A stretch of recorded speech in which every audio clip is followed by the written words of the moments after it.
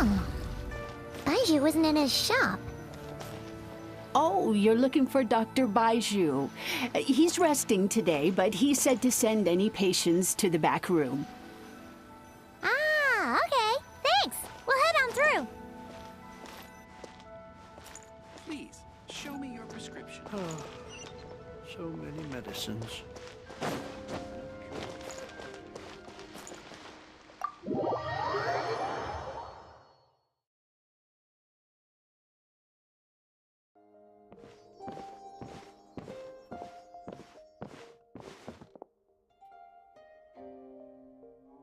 Traveler, Paimon, welcome. What can I do for you? It's the Traveler. He looks absolutely beat these days. He has these huge dark circles around his eyes, like he hasn't slept a wink. And he keeps spacing out. You have to call his name several times before he snaps out of it. What do you think it is? Is he sick?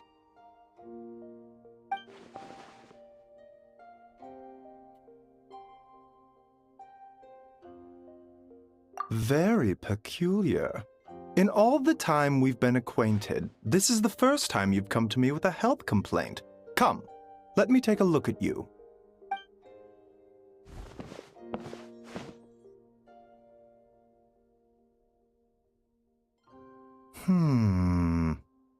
Okay, Paimon does not like that expression, Baiju. It's not serious, is it? Complexion is good, eyes are clear, breathing is steady, pulse is strong.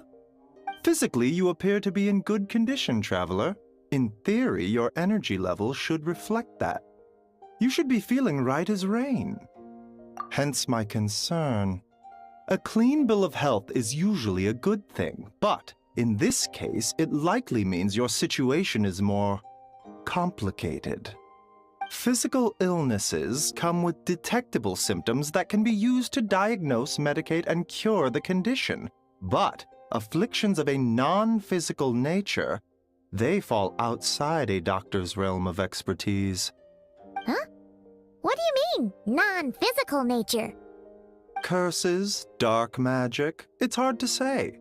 It could just as easily be a simple case of mental fatigue. Why don't you rest here for a bit? Whatever it is we're dealing with, clues to your condition are sure to reveal themselves in time. Once we know the root cause, we can administer the right treatment.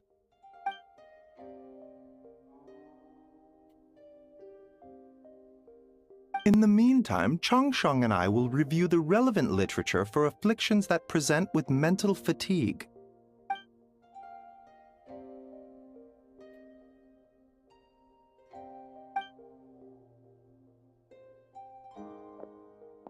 Oh, must be a rare condition if not even Baiju and Changsheng have seen it before. Well, all we can do is take their advice. You look like you're about to collapse anyway. Just get some rest. Paimon will be right here by your side. Fingers crossed you'll be all better when you wake up.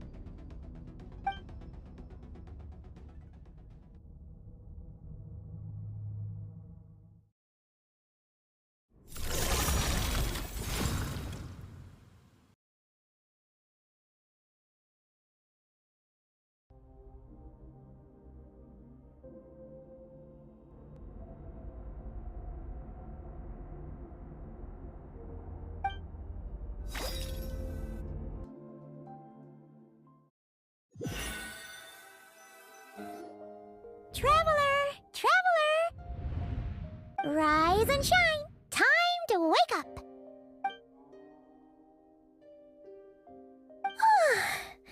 For once, you're making Paimon look like an early riser.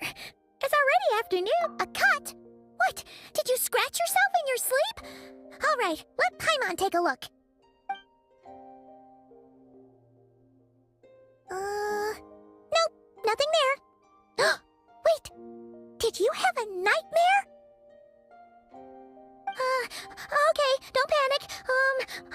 Paimon heard that dreams tell us what we need by showing us the opposite. So, if you had a nightmare, maybe all you need is something to cheer you up. Come on, Paimon will treat you to something yummy.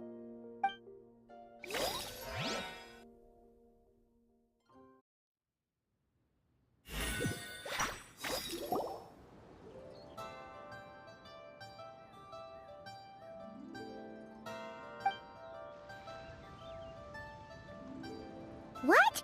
So, in this dream, you were trapped in a weird place with thick fog everywhere, and then a spike came out of nowhere and stabbed you in the back? Oh. Okay, well, that's a new one. Are you sure it was a dream? 'Cause from the way you describe it, it sounds like you were really there. But then again, you woke up right where you went to bed, and you were definitely in a deep sleep this morning. Then, it's decided. Paimon will stay up and watch over you tonight. If anyone tries to mess with you, Paimon will beat him up. Or, I'll wake you up first and then we can beat him up together.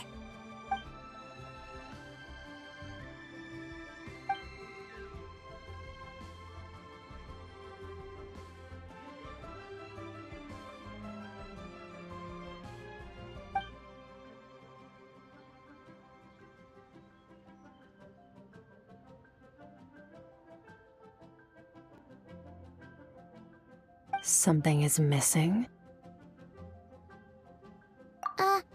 Did you just say something? The flesh remains whole, but the soul is incomplete. Left unresolved, the mind will wither away along with it. Ah! What the? Wait! Paimon remembers you! Your child's master! Right! What are you doing here? The last time we saw you was at the Primordial Sea in Fontaine, right? But then we left and never learned where you went after that. Child's been looking everywhere for you, by the way. What brings you to Wanmean Restaurant of all places?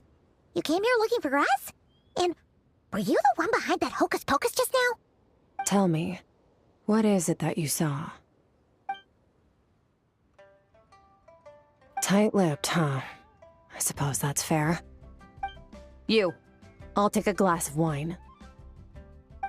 Hmm? Oh, of course! Coming right up. We make this one in-house. It's not too strong. Enjoy. Chef Mao, I'll take a grilled tigerfish over here. Coming right up. Ah, if I knew we'd be this busy, I wouldn't have approved Shenhe's vacation. At the end of the day, what happens to you is of little consequence to me. I'm not here to try and win you over. Trust me or not, the choice is yours. If you want my help, now's the time to speak up. You have until I finish my drink. I was investigating an abyssal disturbance in the area and happened to notice you. Part of your soul is damaged, and the wound bears traces of abyssal corrosion. Need I say more? Neither of those things sound good.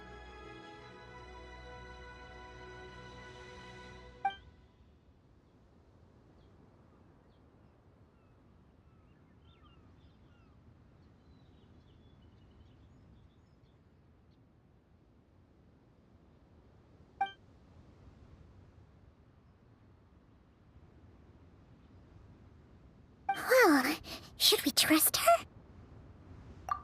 She mentioned an abyssal disturbance. Maybe that has something to do with what's going on with you. But we could always find a different expert on the abyss to help us out. Yeah, And that thing she said about your soul being damaged is scaring, Paimon. Definitely something we should fix sooner rather than later. Skirk's an interesting one, that's for sure. But from what Childs told us, she doesn't seem evil, at least. 1, 2, 7, 10. That'll do. Well, have you made up your mind?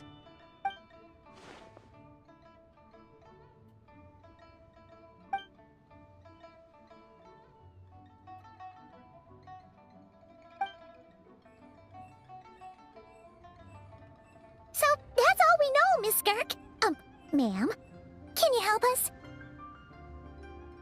So, you couldn't disperse the fog. I understand. Come find me in the Guili Plains when you're done here. Oh, and I left cash for the drink on the table. Settle the bill for me, will you? Oh, okay. Huh? She disappeared!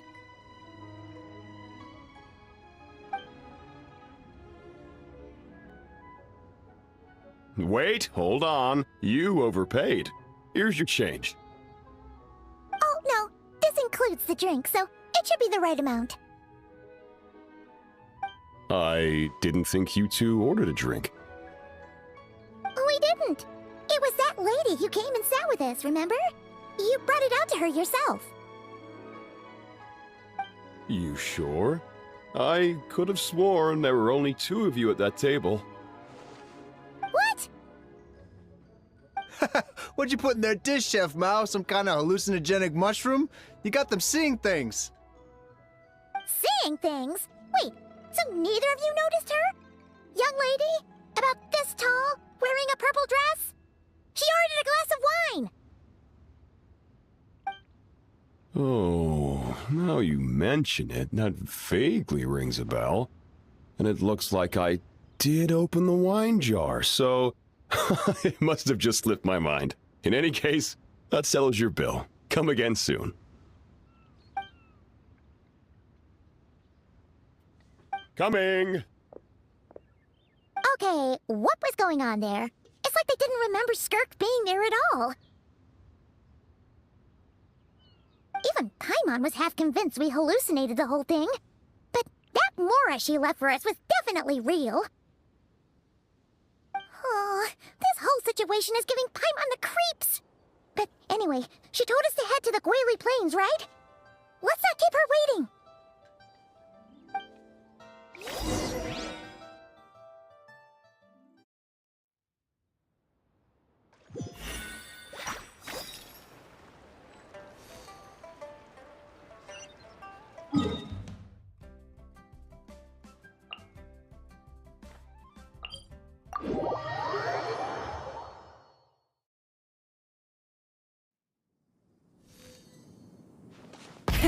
Rev the engines!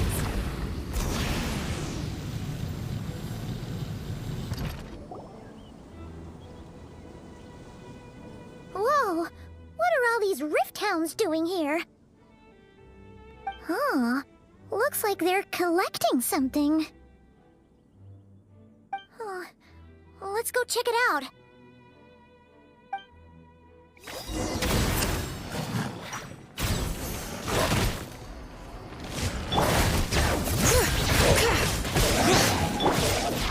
Light it up! Show no mercy!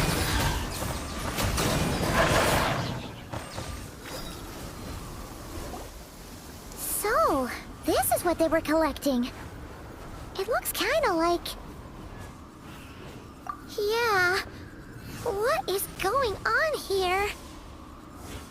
From the moment they are born, all beings with great power have an impact on this world. Even if their body is sundered and their soul extinguished, their influence remains. Gods are the most common example of that. The remnants of gods who fell thousands of years ago remain buried deep within the earth, carrying within them a warped will and a dark curse. Together, these remnants form what you call god remains, and it appears that some of those sealed here were dug up and removed. There are traces left, but they're fading fast. What are you doing? Nothing! Just wanted to make sure you were, real? She's definitely not a ghost traveler. Paimon poked her, and she's solid.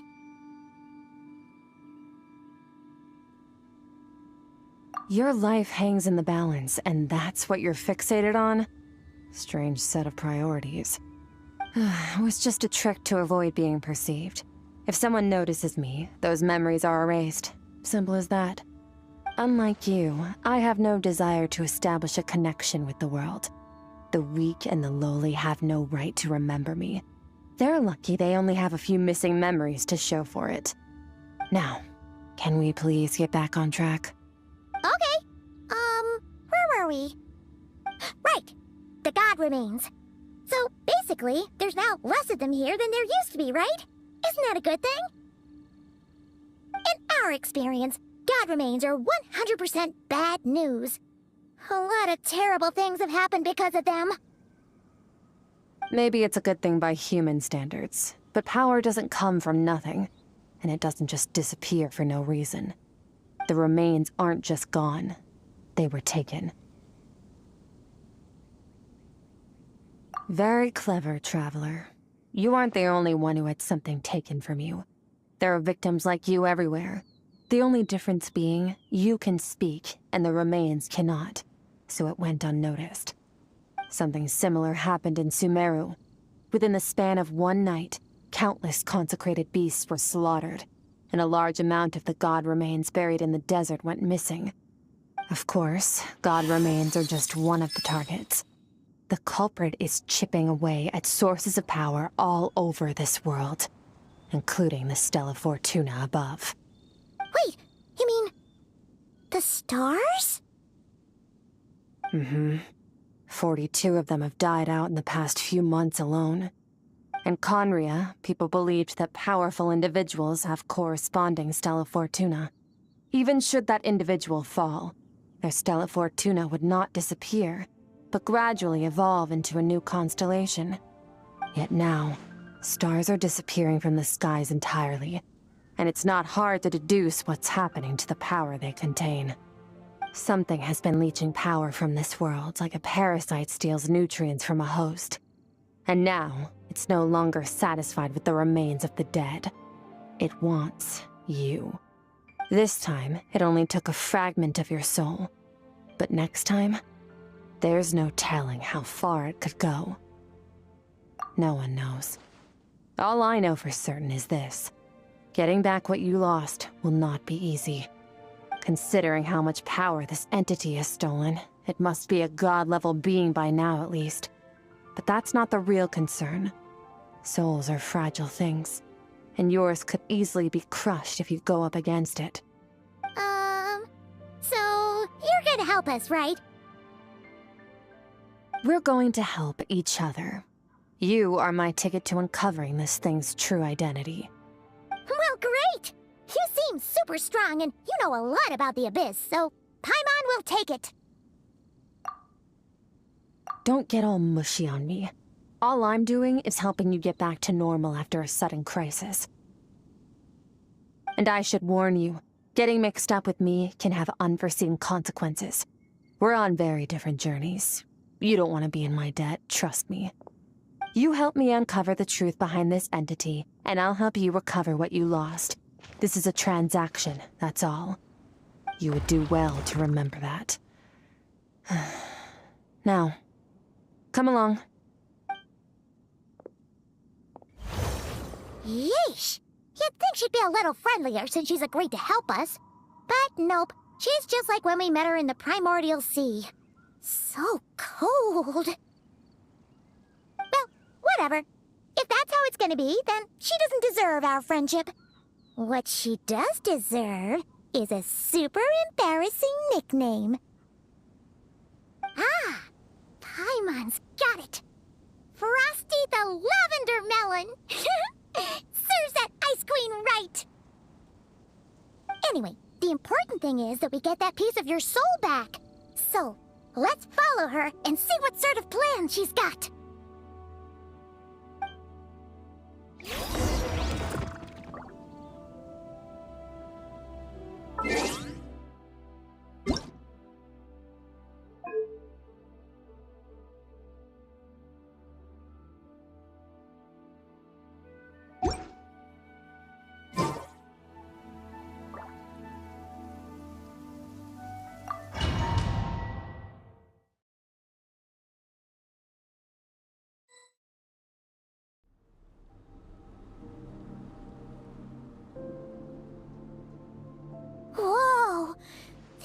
place is way bigger than Paimon expected. Where are we? This is where I live. I suppose it's the closest thing I have to a home here. It is. I brought you here because time flows differently in this place. I don't know how much Ajax has told you, but when he fell into this space, I mentored him for 3 months. In that time, only 3 days passed in the outside world. Ajax? Oh, right! That's Child's real name! Yeah, Paimon remembers him mentioning something like that. So, a month here is equivalent to 1 day in the outside world? That should mean we're safe from that power-hungry soul snatcher for now, right? Yes, well, I didn't bring you here just to show you around. In the outside world, the Traveler could be attacked at any moment. But coming here has bought us quite a bit of time. Now, we just need to figure out how to investigate that place you saw. The one full of fog.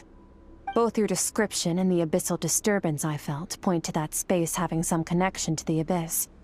It could even be a domain similar to this one. The thief who stole that fragment of your soul is hiding there. But the Abyss is a chaotic and turbulent place. If we want to pinpoint their location, we need to see what that space looks like without the fog. Abyssal power can grant a special form of sight. Have you ever wielded abyssal power before? Okay. Do you plan to learn? That tracks. All the information you have suggests the Abyss is something sinister, and that abyssal power is a wild and dangerous force that always spells disaster. And you're saying that's not true? Depends on your perspective. Floods and hurricanes take countless lives too. But if one day you gain the power to control them, what was once a calamity is now just another tool in your arsenal. I'll respect your opinion, though. Just means we have to turn to the second best option. A little abyss crystal that contains my power. Wear it on your head, and we'll be able to perform dream mirroring when we fall asleep. Dream mirroring? It means experiencing whatever the other person is dreaming. Everything they see, think, and feel. Since you haven't studied the art of using abyssal power, and have no plans to jump in the deep end right now, I'll have to do the investigating for you. With dream mirroring, every time you slip into a deep sleep, I'll see with my own eyes whatever scene plays out in your mind. Then, I can guide you through the dream environment, and we'll take back what was stolen from you. Huh. You make it sound so simple. Tough to say. This is an unprecedented situation for both of us. Even assuming we do manage to find where this entity is hiding, like I said, getting your soul fragment back won't be easy. To play it safe, I need to give you some special training first. Wait, you're gonna teach him some of your martial arts? Does that mean the next time we see Child, we have to treat him like our senior? Do as you want. For my part, I don't see you as my disciples. You're already a pretty good fighter. All I'm planning to do is build on your current skills, and train you for the specific scenarios that I think we might face. But that's enough talk. If you're ready to do this, then come with me. Time might be more lenient here, but that's no excuse to waste it. Oh, she moves fast. Paimon can hardly keep up with her. So, special training, huh? Kind of a rare opportunity. With your skills, there's not a lot of people qualified to train you. The last time something like this happened was probably anti-Raiden Shogun training, right? Oh, feels like a lifetime ago. Skirk seems pretty strong too, though. Remember how she said that the all-devouring narwhal was just her master's pet? Maybe we really will learn something here.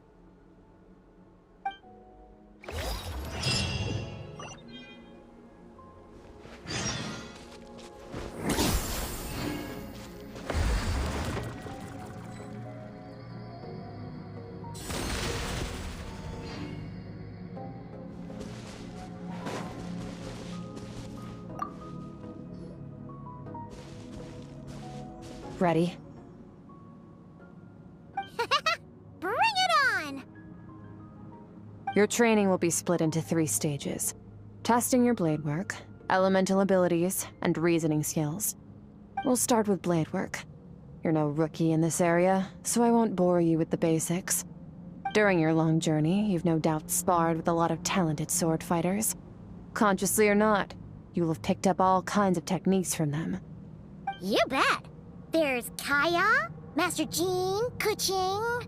Oh, and Kazuha, Ayaka... Yeah, we've met sword masters like you in every nation we've been through. You sparred with a bunch of them too, right? Nice to know it's all gonna come in handy now. Don't get too smug. In sword fighting, techniques alone are not enough. You need a cohesive system to bring it all together. A style or school of fighting. To use the human body as an analogy, your style is your skeleton, the foundation, the framework. Techniques are the muscles and other flesh attached to the bones. This is where your strength comes from. Improving your sword fighting is like growing that body. If your frame got bigger and taller, but you didn't add any muscle mass, you'd be weak and flimsy. Then again, if you packed on pounds of flesh without a big enough frame to support it, you'd end up bloated and unwieldy. You need to do some introspection. Take a good, hard look at your past experiences and figure out which parts of what you've learned are just techniques, and which parts can be used to form your own system of blade work. Only then will you get the full utility out of all your thoughts and observations along the way. Only then will every strike you deliver make perfect sense. Wait, is that it? Paimon thought you were gonna teach him some cool new moves.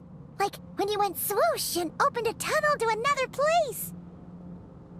One day, you'll reach a new level of power where you realize that even that's as basic a trick as any other. But right now, our sword styles are so wildly different that teaching you mere techniques is pointless. There are no shortcuts in the pursuit of power. Failure is your best teacher, and rigor is your coursework. That's all I have to say. Time to make a start. Train until you're satisfied with yourself. Now focus. Destroy the crystal columns as swiftly as you can.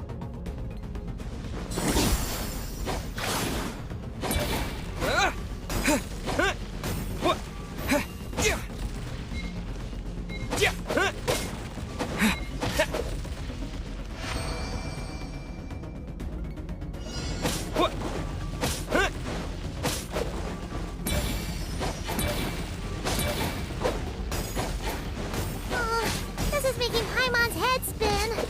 Hang in there, traveler!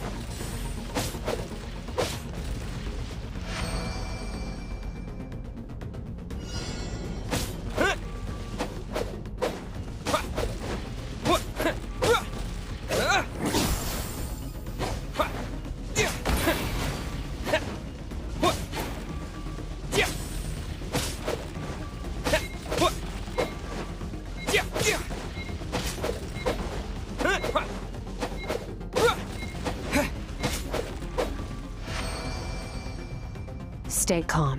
Use your head. You have to keep it together.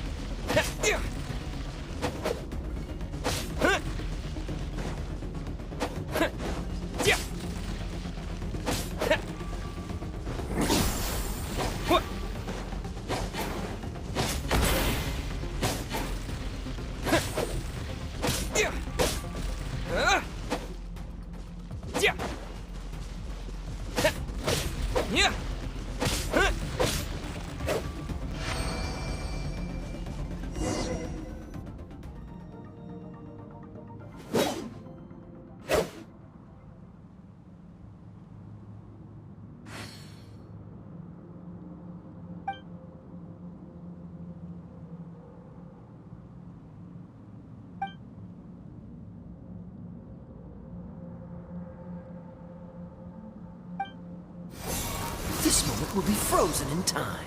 Cut to the chase. Consider a moment of true mastery that you've witnessed in another person, and ask yourself, what lies beneath the surface? What's their guiding philosophy? What's their state of mind as they maneuver their weapon? Now take that and practice it right away with speed, skill, and strength, over and over, until your hand is one with your mind. This is the only path to true growth. Step on up. Dance with the waves.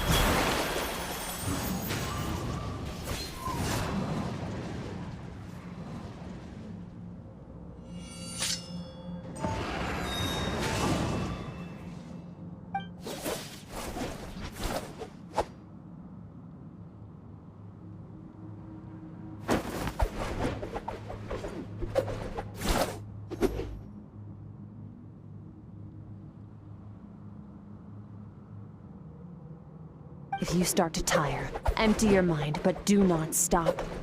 Stay in that frame of mind as you keep up the fight. Get rid of all redundant movements. Imagine your sword is an extension of your own body. Wield it just as you wield your arms, hands, and fingers. 'Twas on a deserted, moonlit night that the hero approached the vile dragon's limpid lair. Rain Cutter! Feathers fleeting wet, the white heron treads water, a sight without flaw. Master of Inazuma Kamisato art Tachijutsu.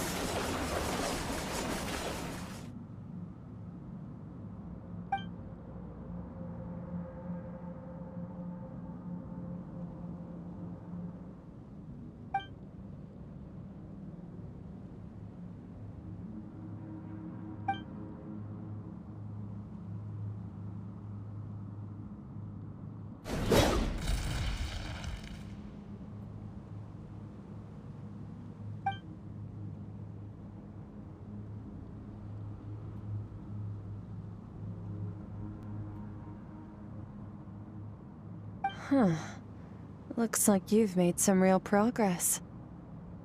That concludes your training session. Awesome! Paimon knew you could do it! How do you feel?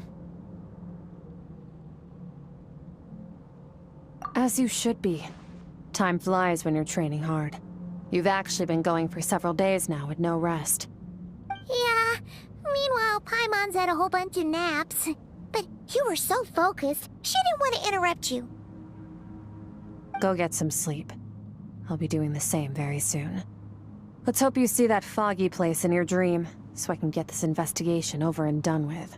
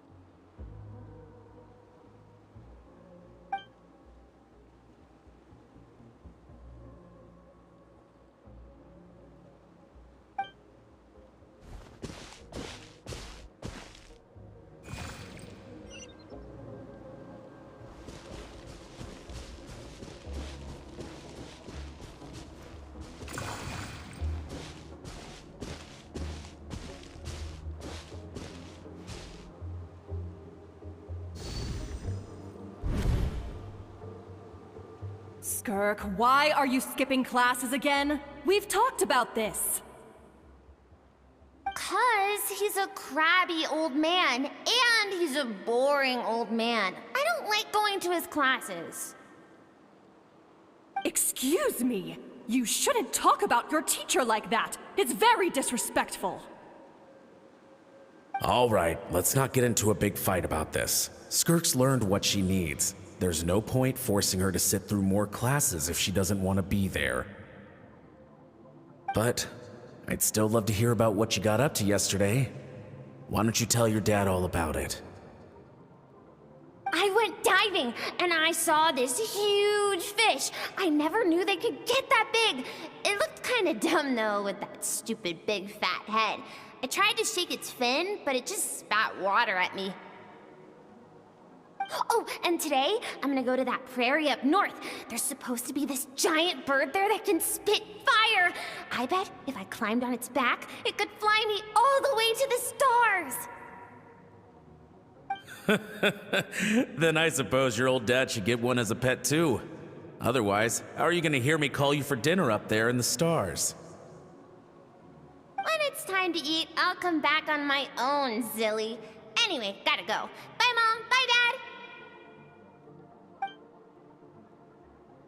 Wait! Put on a coat at least. You'll catch a cold. I'm talking to you, young lady. You spoil that child, you know. Ever since that merchant ship arrived, she practically lives outside. Always going on about exploring the beyond one day, whatever that means. Ah, let the kid do what makes her happy. Besides, we both know you're all bark and no bite. Come on, our little adventurer is gonna be hungry when she gets back. Let's get started on dinner.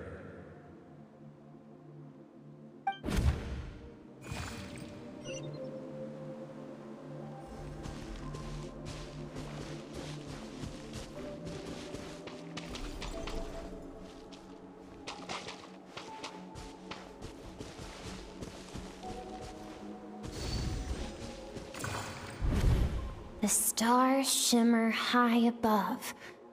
But what lies beyond the stars? Mountains as far as the eye can see? An endless snowy plain? Or maybe buildings taller than the sky, like the people from the merchant ship said? I can't be the only one asking these questions. The universe is fascinating. If only I could meet some other people like me. We could set sail together and explore every corner of the world. I'm sick of being a kid. There's so many amazing things out there, and I'm ready to see them all. But for now, I'm starving. Better get back.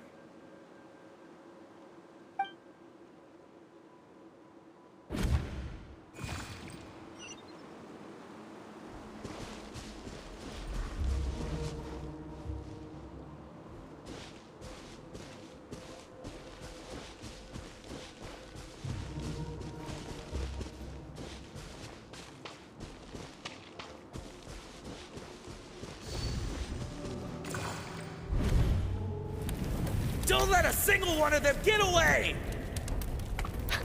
No, please, spare the children! Stay back! They're coming! Run! Help! Eliminate the threat. Take them down! Don't be scared. Ah! This way! We'll never make it! Fire. There's fire everywhere. What happened? I told you we shouldn't have trusted these outsiders!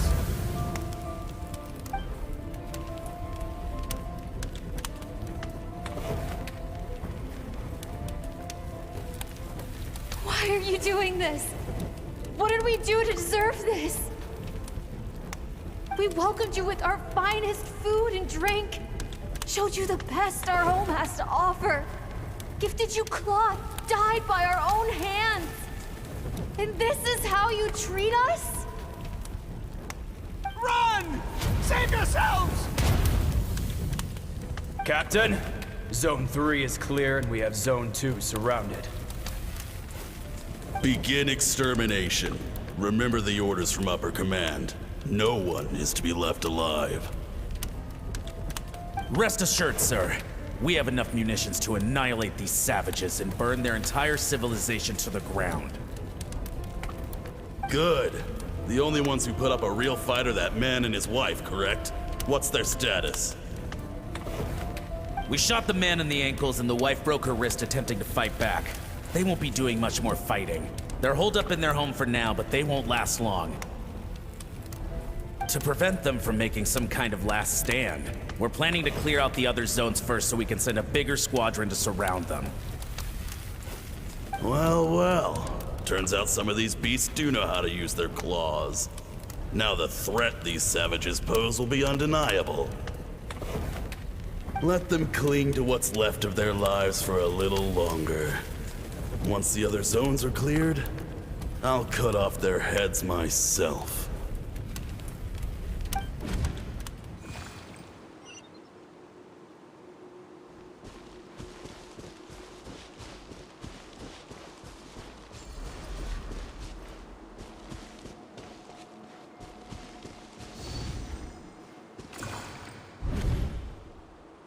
Dad? Mom? Skirk, you're all right? Thank heavens. I'm so happy to see you, sweet girl. But you need to go. It isn't safe here. They'll be back any second. What happened? You're bleeding a lot. Dad? Mom?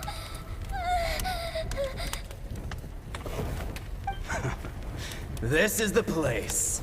Alert all units. Prepare to surround. Run, Skirk! Run as far away as you can! Don't trust anyone! Your dad and I, we're not afraid to stare death in the face, but we need you to survive. My clever girl, so curious. You're already so brave. I know you're going to grow up to be such a positive light in this world. Whenever you miss us, just play this song. Remember, life is a gift. Don't let darkness claim it. Break down the door! Look what we have here. A savage that can pluck a tune. Well, the show's over.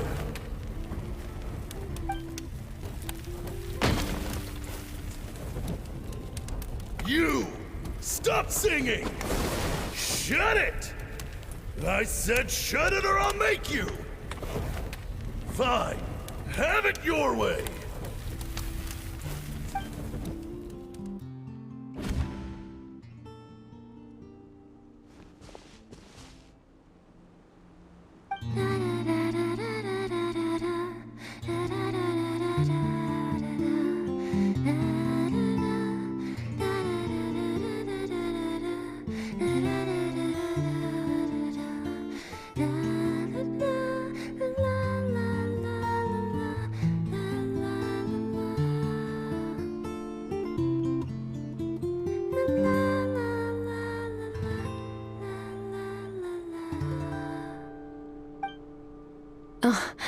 You're awake?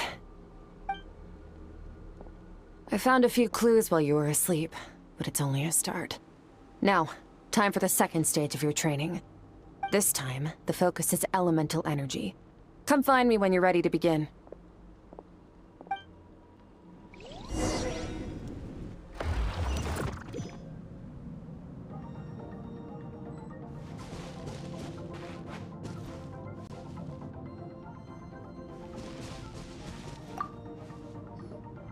Man, staying in the abyss feels so surreal, don't you think? No day and no night. It's like time hardly exists. If we weren't careful to keep track, it feels like we'd have no idea how long we've even been here. Well, except for the fact that Paimon still gets hungry like clockwork. You go do your training. Paimon's gonna grab a bite.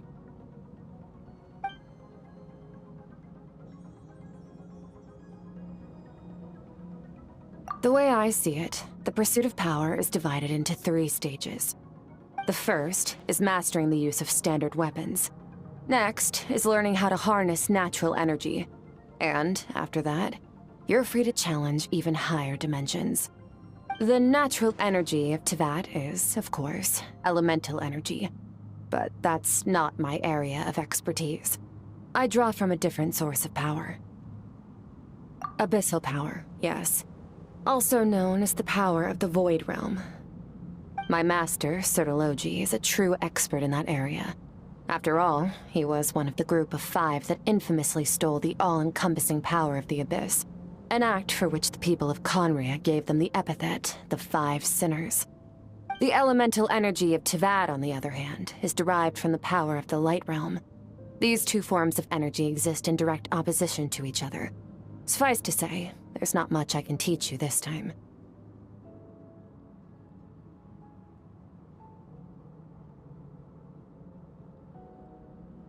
A keen observation, traveler.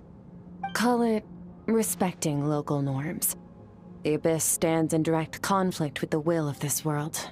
So, to make my life easier, I disguise my power to make it appear cryo-like in nature. It's a technique I learned from some Conrian ruins, known as the 7 Shifting Serpent. If you ever change your mind about delving into abyssal power, I can teach it to you.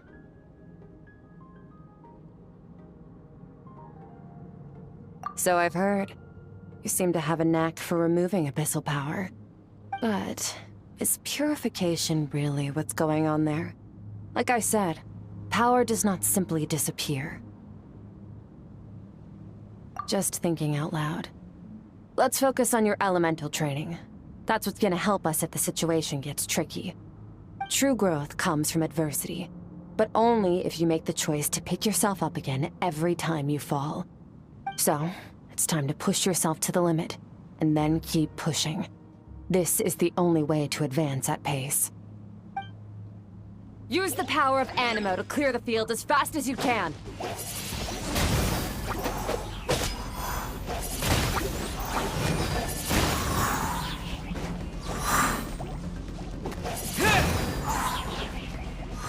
Windblade!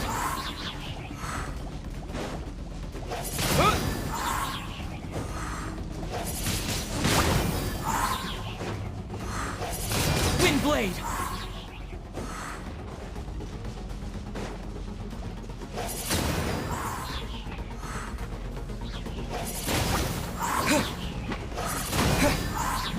With the wind!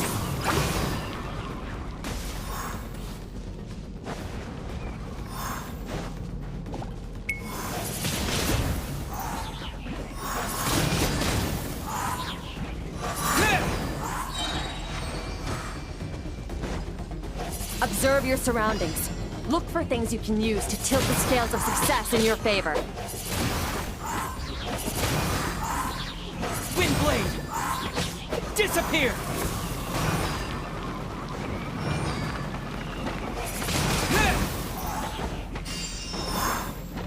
Windblade!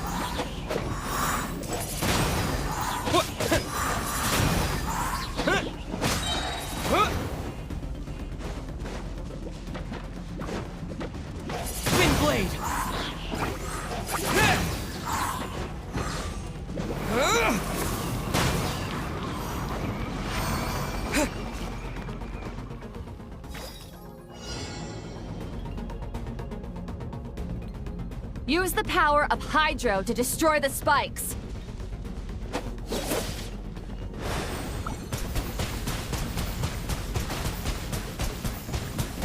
Water jet!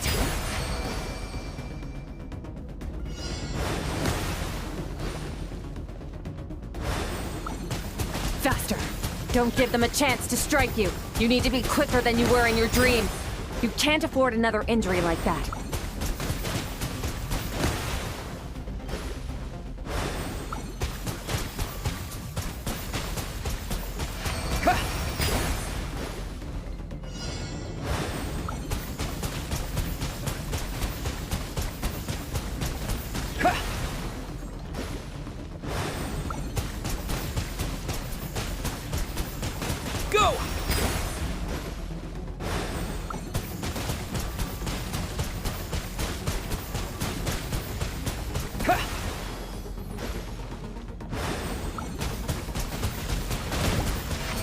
Water jet!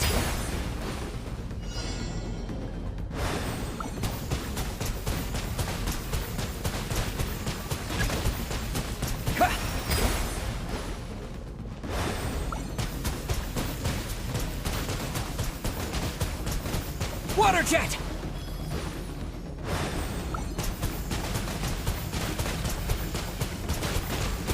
Water jet!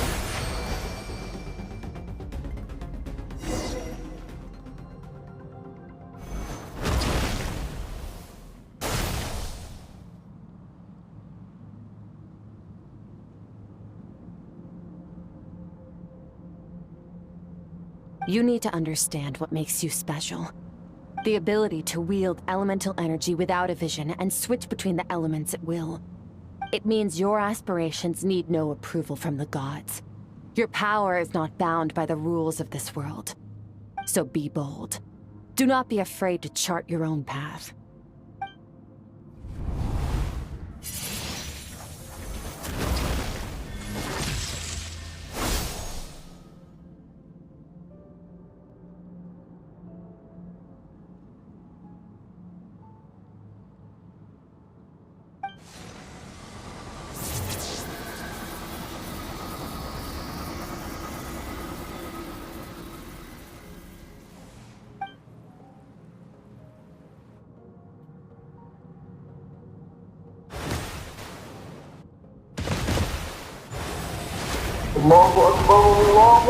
Very good.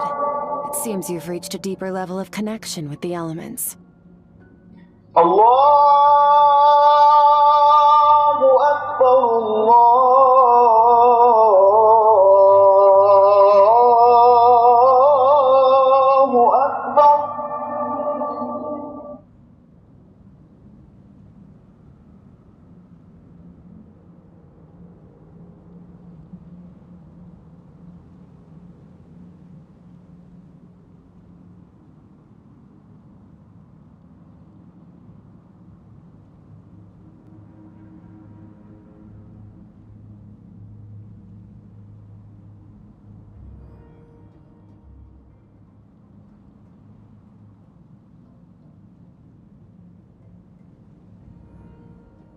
Long enough for you to lose yourself in your training, which is a good sign.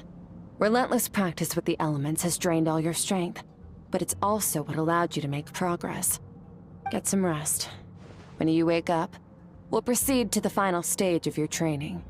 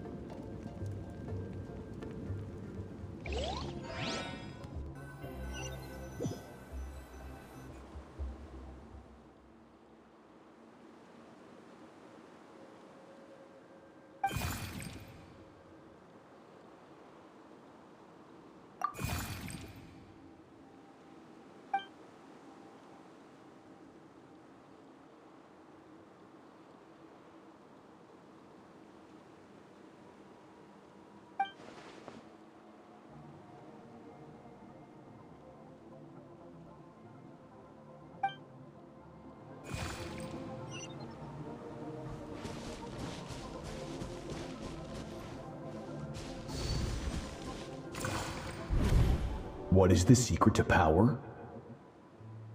Longing, hatred, self-preservation. No, it is fear. The fear of losing those you love. The fear of watching your home burn. Fear of loneliness. Fear of death. Fear is the source of evolution. It forces humanity to adapt to their environment and overcome hardship. It is in the process of prevailing over our fears that we surpassed first ourselves and then the rest of the world. That fear is now part of you. It calls on you to evolve. And it is time.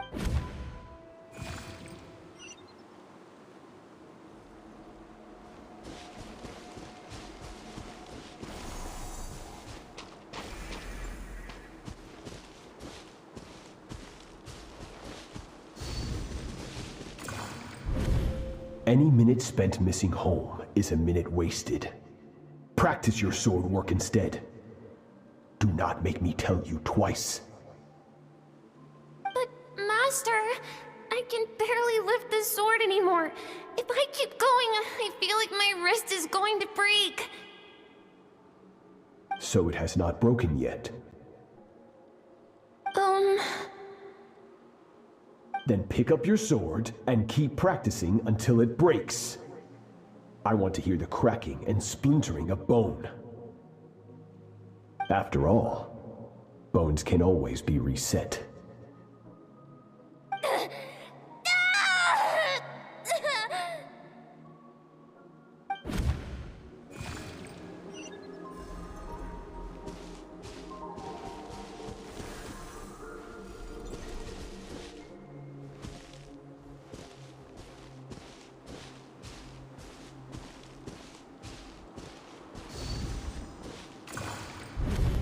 Good, Skirk.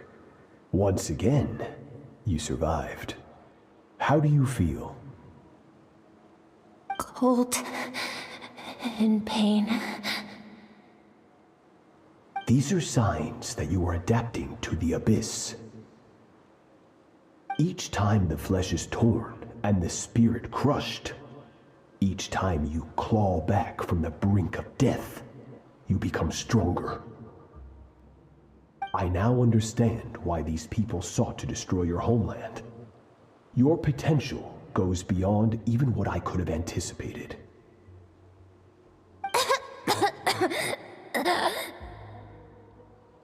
But you still have much to learn in your pursuit of strength. Your mind is rife with distractions.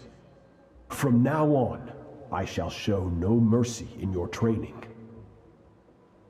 You must learn to shut out all the pointless emotion, crush the self that makes you weak, and become master over your physical form. Get up, Skirk. Wipe the blood off your face. Cut away the rotten parts of your flesh, and mend what is broken. Then take up your sword.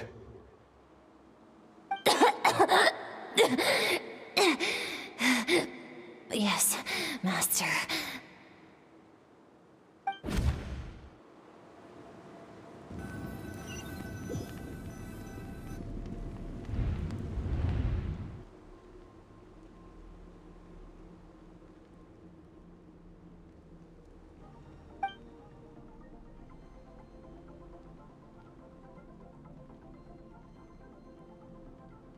You're up! Hopefully you got some good rest. Skirk said to tell you that she's ready to start the final stage of your training whenever you are. So, want to head over now? Or did you want to wait a little?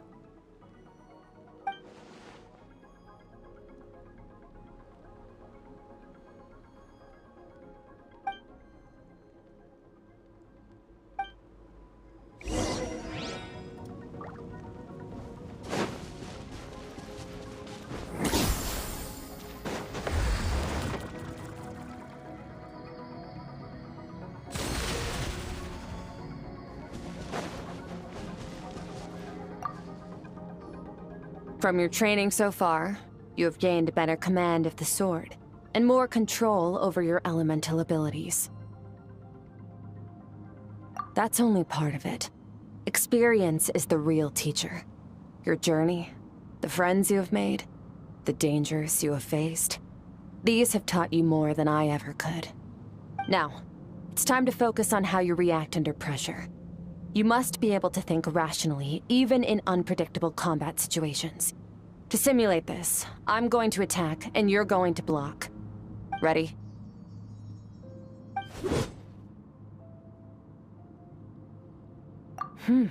Not bad.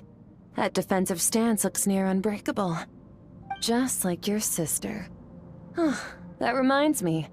You still don't know what happened to her, do you? Hey,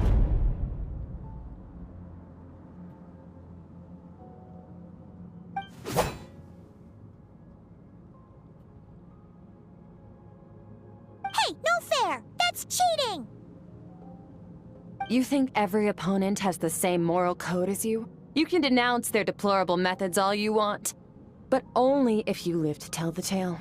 The dead don't get to complain. Strong emotions will always arise in combat.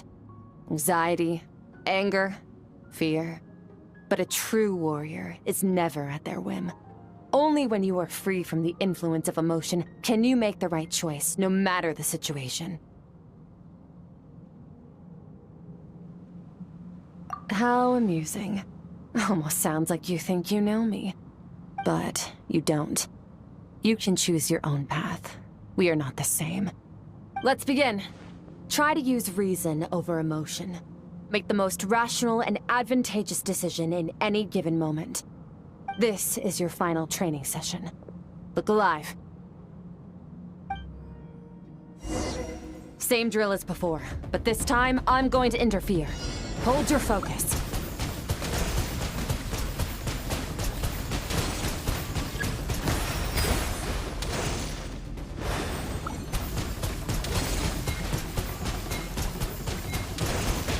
Water jet!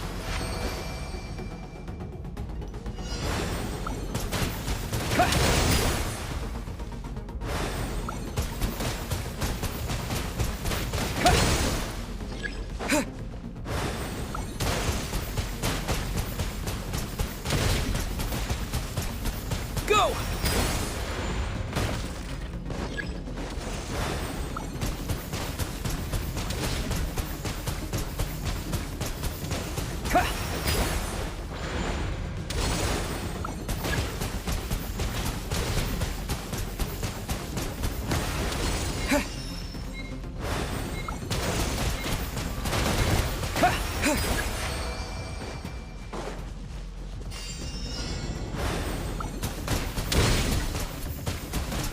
Go! What?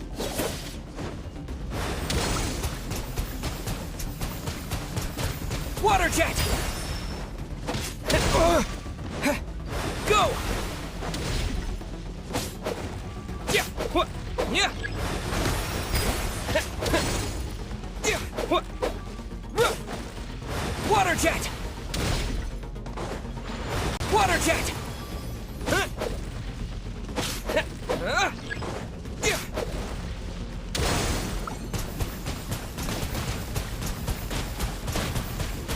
Go!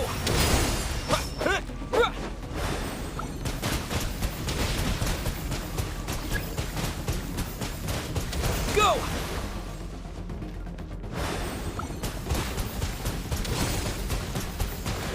Go! Not bad. Better than I expected.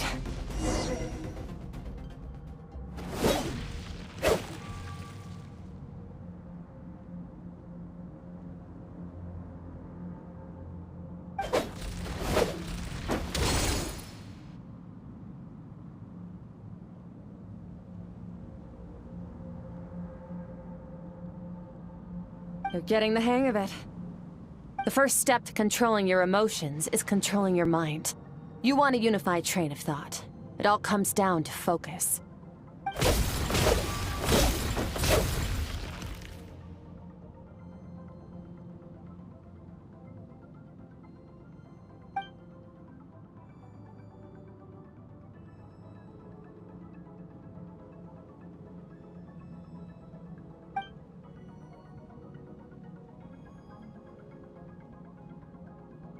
Your mind is rife with distractions. From now on, I shall show no mercy in your training. You must learn to shut out all the pointless emotion, crush the self that makes you weak, and become master over your physical form.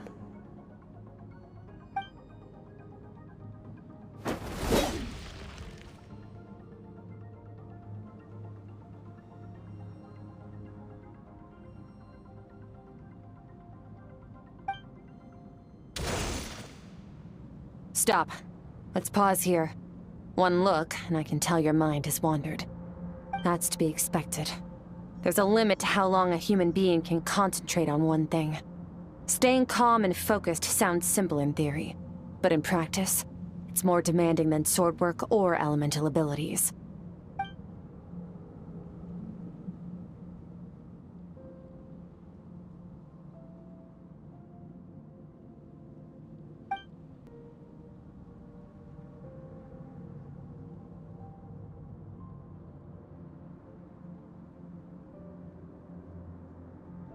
Get some rest.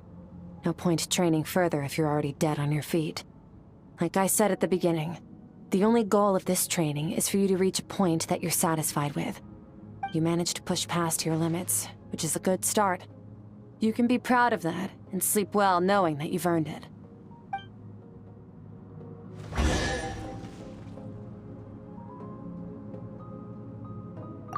Warriors will train day and night to perfect their skills. But when the battle comes, their fate may be decided in a matter of minutes. One mistake, one moment of hesitation, and just like that, all their blood, sweat, and tears were for nothing. You need to push yourself to perfection, or you might not even live to regret it.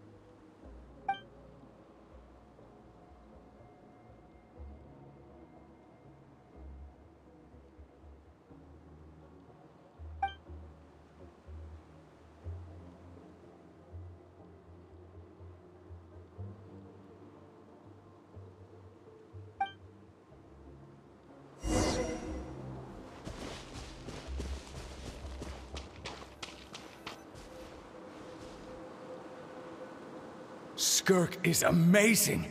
She faced down that terrifying giant and cut its head clean off. Oh, she got hurt though, didn't she? I heard it was pretty bad. Yeah, well, that's a given. But the moment she was on the mend, she got right back to practicing her sword work. Oh, reach their level. They're always so resolute, so unshakable.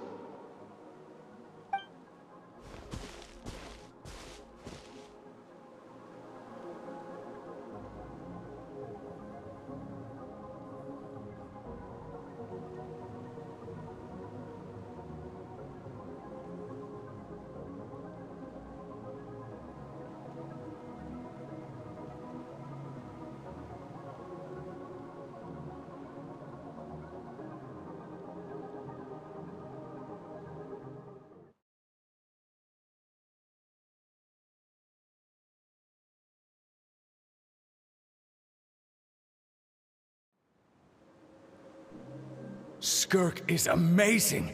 She faced down that terrifying giant and cut its head clean off. Oh, she got...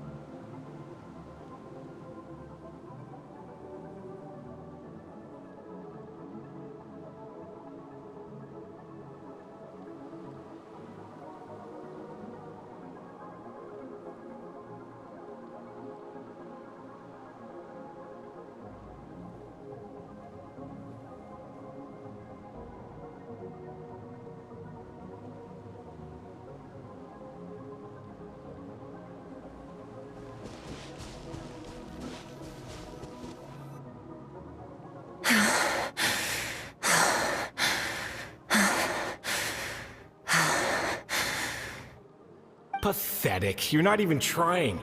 You're so much weaker than you think.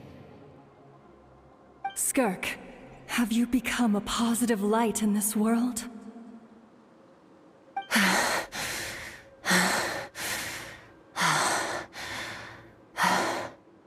Do you even remember how many of us perished in that fire? How many bodies were left to rot on the scorched earth? Yet you alone live on. Keep your gaze fixed on your blade. You don't deserve to rest.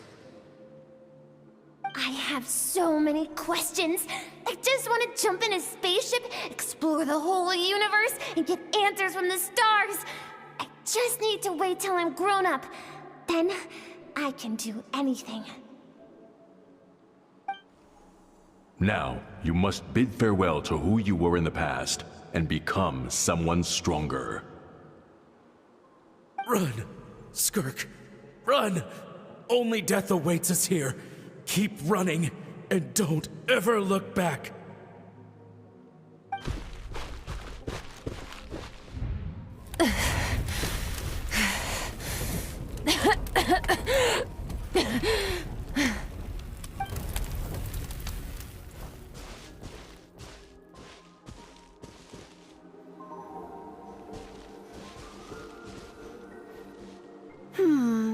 Let's see here. First things first, you need a new identity. Going around telling people you're from somewhere beyond the stars won't do, now will it? How about saying you hail from beneath the earth instead? As the Conrian saying goes, venturing out into the universe and down into the abyss are the same in that both are braving the dark unknown. Well, I'm a visitor on this planet, so I'll follow the rules. Ah, splendid. That saves me quite a bit of trouble. Let me offer you a piece of advice in return, although it might not be what you want to hear. I know the pursuit of strength is important to you, but taking a moment for yourself every once in a while is never a bad idea. Ignore her existence for too long, and there will come a day when you can no longer hear her voice.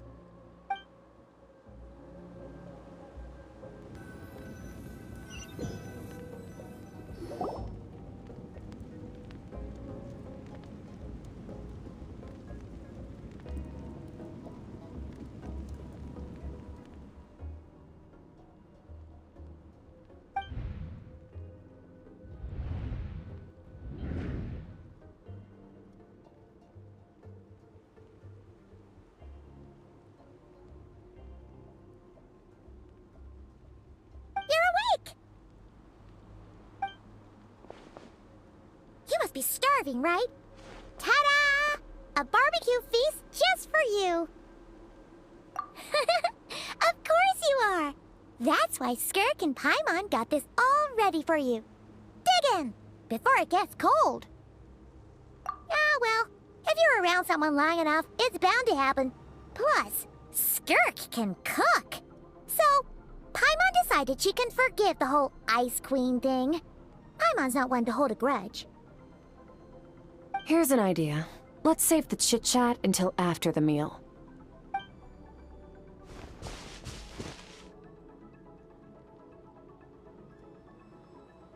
Ugh, so full. Okay, it's Paimon's turn to sleep now. Wake her up when it's time to go.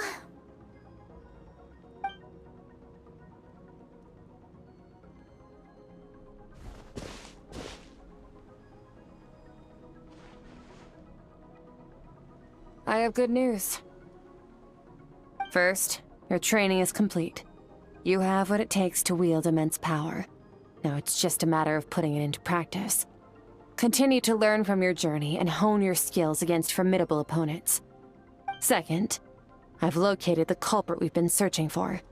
Next, we just need to retrieve the missing part of your soul, and our business will be concluded.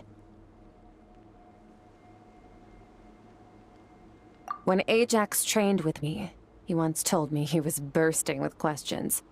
So I allowed him to ask me 3 of them before he left. You and I may never meet again, Traveler. So if there's anything you want to ask me, now's your opportunity. Just like Ajax, I'll answer 3 of your questions.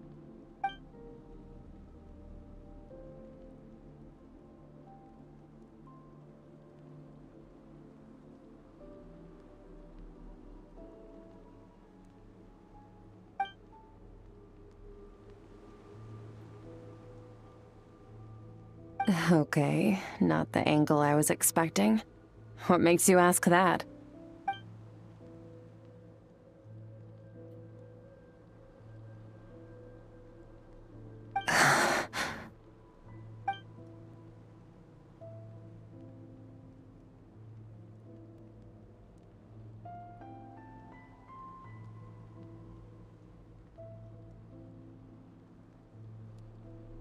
I knew that was a possible side effect. Closed off my mind to you for that exact reason. Even with the dream mirroring, you should have seen nothing but endless darkness.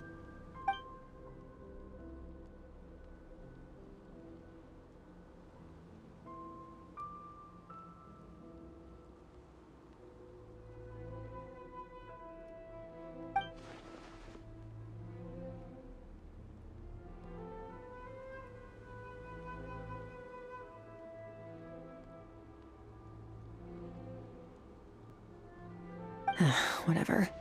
Must have been a flaw in my execution. I shouldn't be too surprised. Due to some recent circumstances, my self-control has been lacking as of late. Since you've seen what you've seen, there's no reason to hide the truth. All I ask is that you keep it a secret. No, I'm not from Teyvat. I'm from a different planet. And there was a time when I journeyed through the stars. A lot like you in some ways.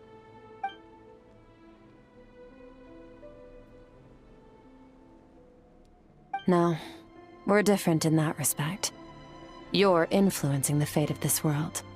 But me, I'm just passing through. Several hundred years ago, my master, Sertologi, opened the border between worlds and sent me here. But this is not my home. And one day, I'll return to the vast unknown of space. So, there you have it. On to your second question.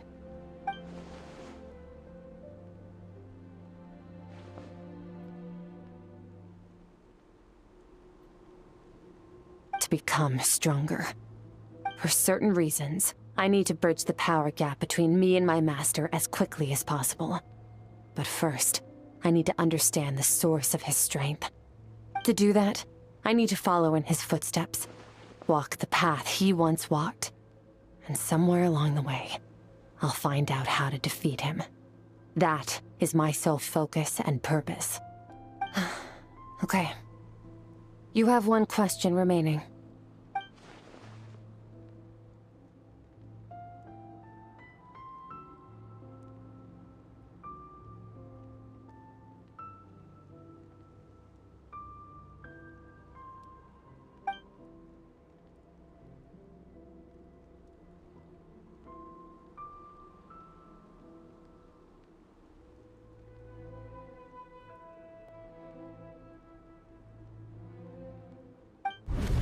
You make it sound so easy.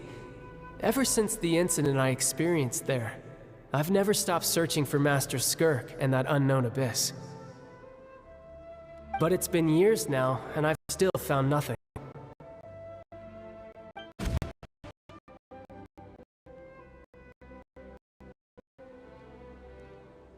Well, your last question?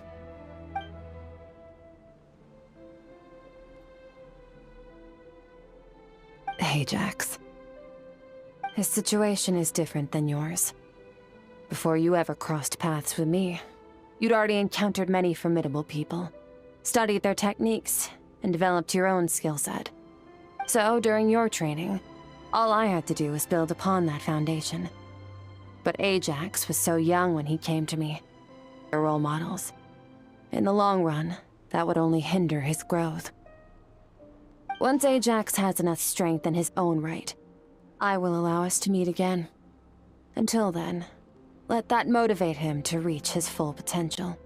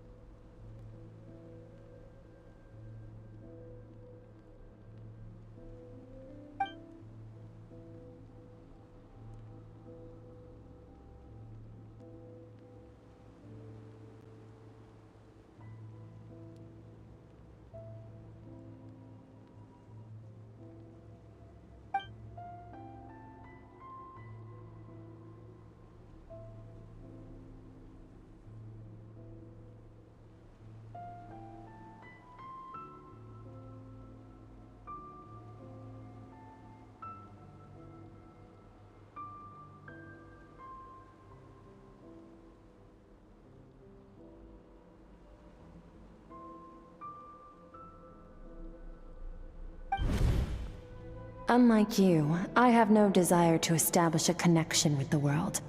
The weak and the lowly have no right to remember me. They're lucky they only have a few missing memories to show for it.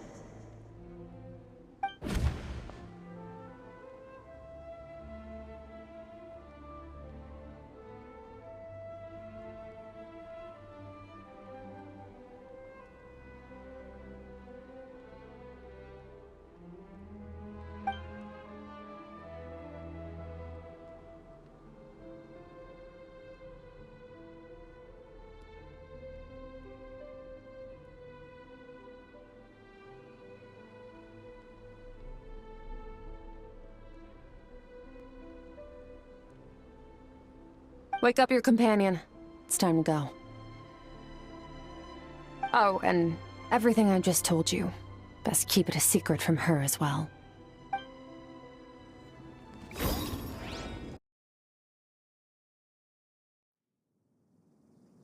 Time to go. Oh, finally.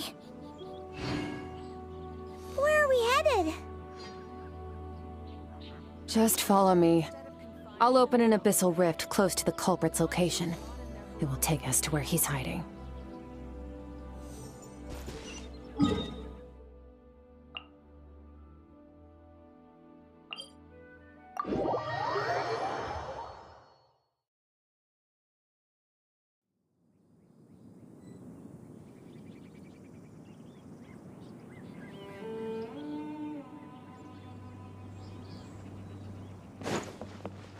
Hear the echoes of the valley!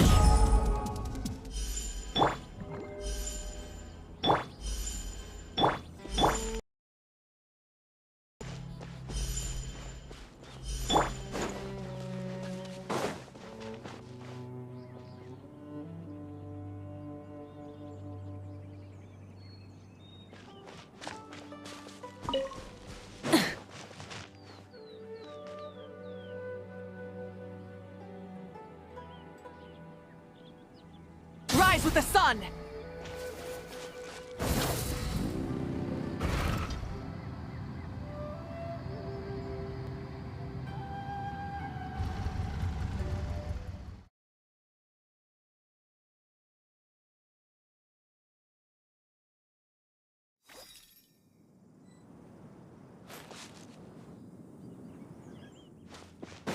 Try and stop me!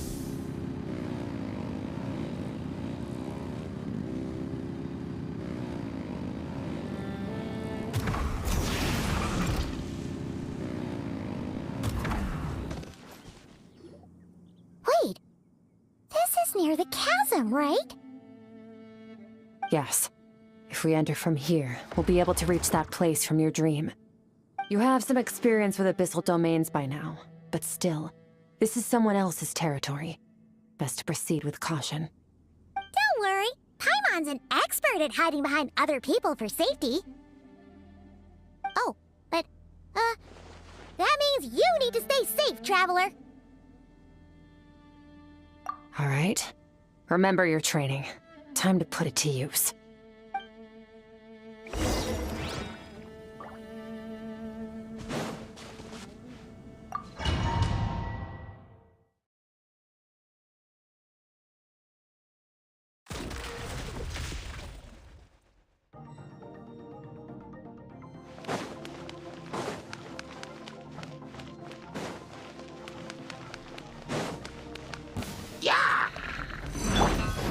Go!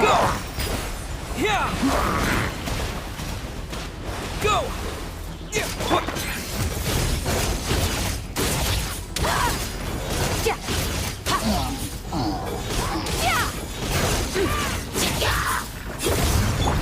Water jet! Go! Wipe out!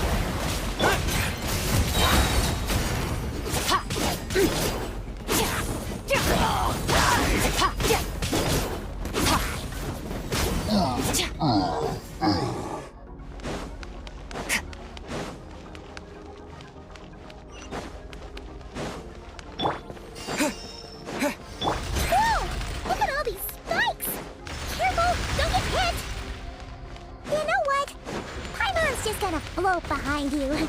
Come on, you got this.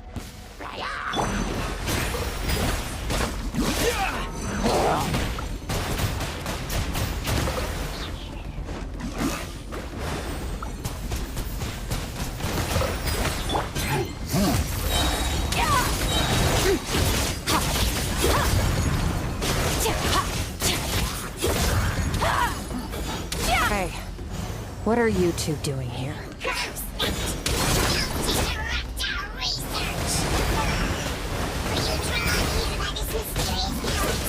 Dusty, like an abandoned house. Let's press on.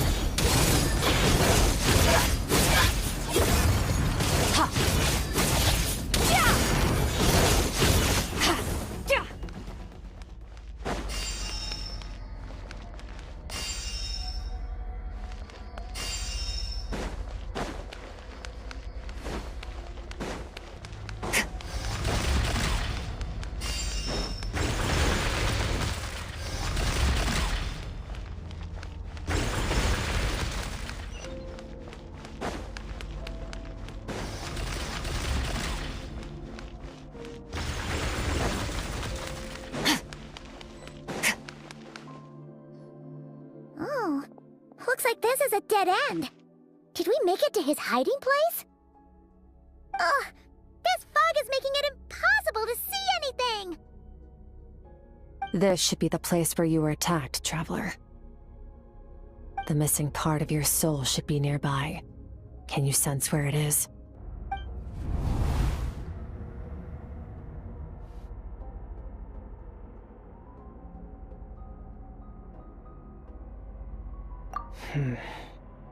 Our opponent must have covered his tracks just in case. Otherwise, you should have sensed it much more strongly.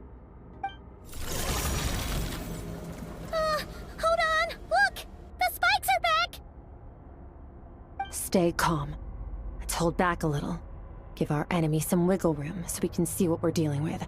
If you're too reckless, we might be playing right into his hands. Our enemy took part of your soul for a reason. It's likely he integrated it into his attack somehow. If we're smart about this, we can track it down.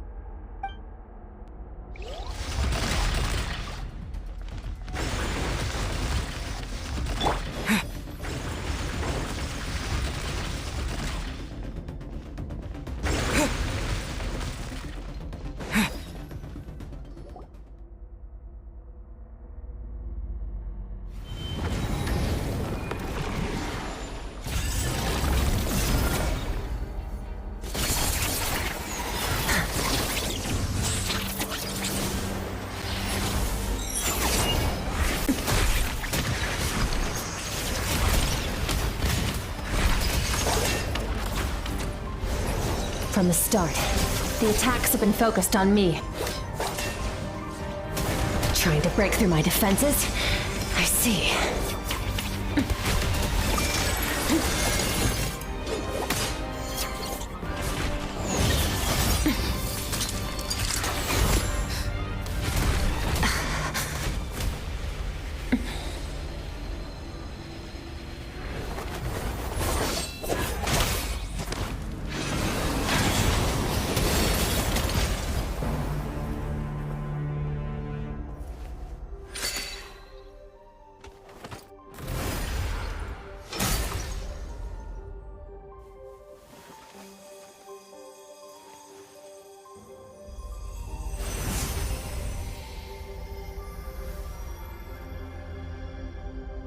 There. I got it back. Traveler! Skirk! What happened? It looked like Skirk just got...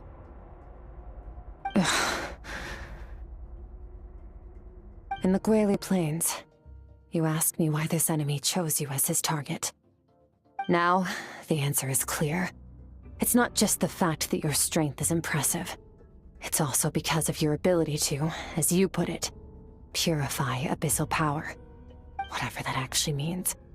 The fact is, that ability allowed him to do something that should have been completely impossible. Namely, break through my defenses and steal my power.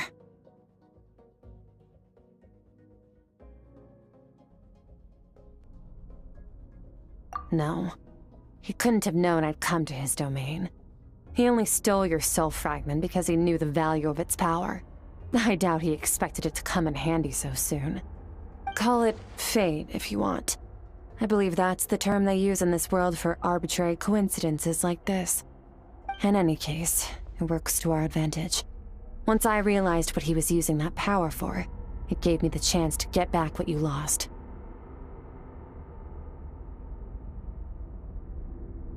I'll cope. Well, done gorging? Good. Time to answer some questions. How did you get the power of the all-devouring narwhal?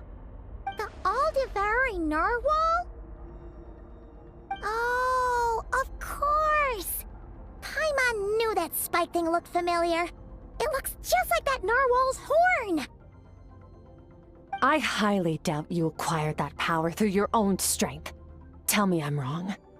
You're desperate enough to scour the land for god remains and whatever vestiges of power you can find.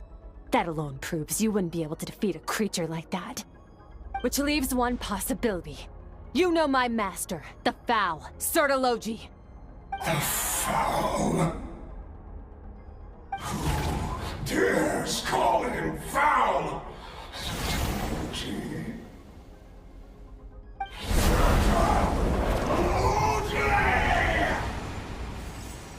What's wrong? Bit off more power than you can chew? You're struggling to hold a basic conversation. Just a little longer. I'm still...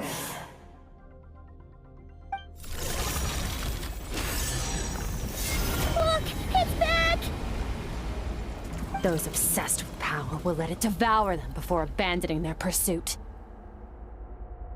Keep calm and use reason to decide the best course of action.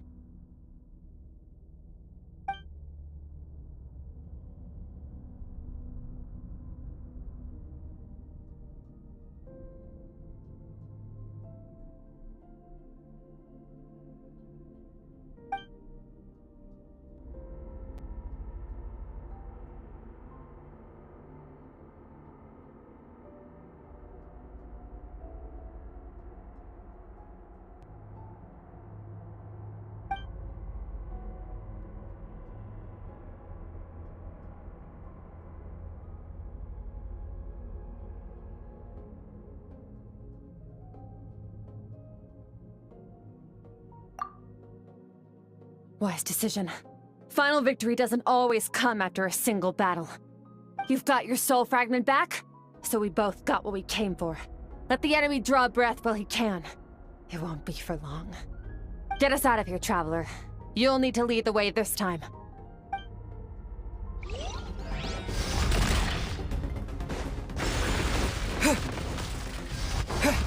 Skirk, is your shoulder gonna be okay? The wound is minor. It'll heal in no time. You should focus on getting out of here alive instead. Uh-oh! Falling spikes! Run!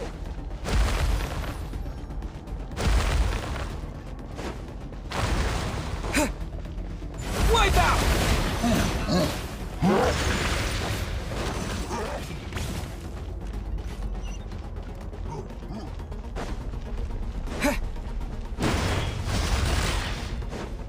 Watch out!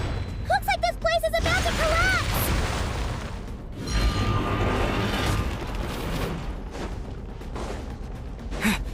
Go! So, this guy's power has something to do with the all-devouring narwhal.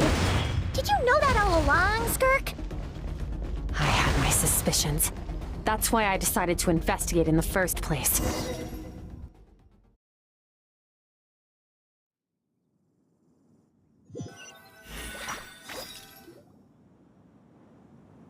Phew. Oh, we should be safe here, right? I no longer sense his presence. Can't have followed us out of that abyssal domain. Weaklings like him will find that my power is not so easily controlled. He won't be leaving that place until he's managed to digest it.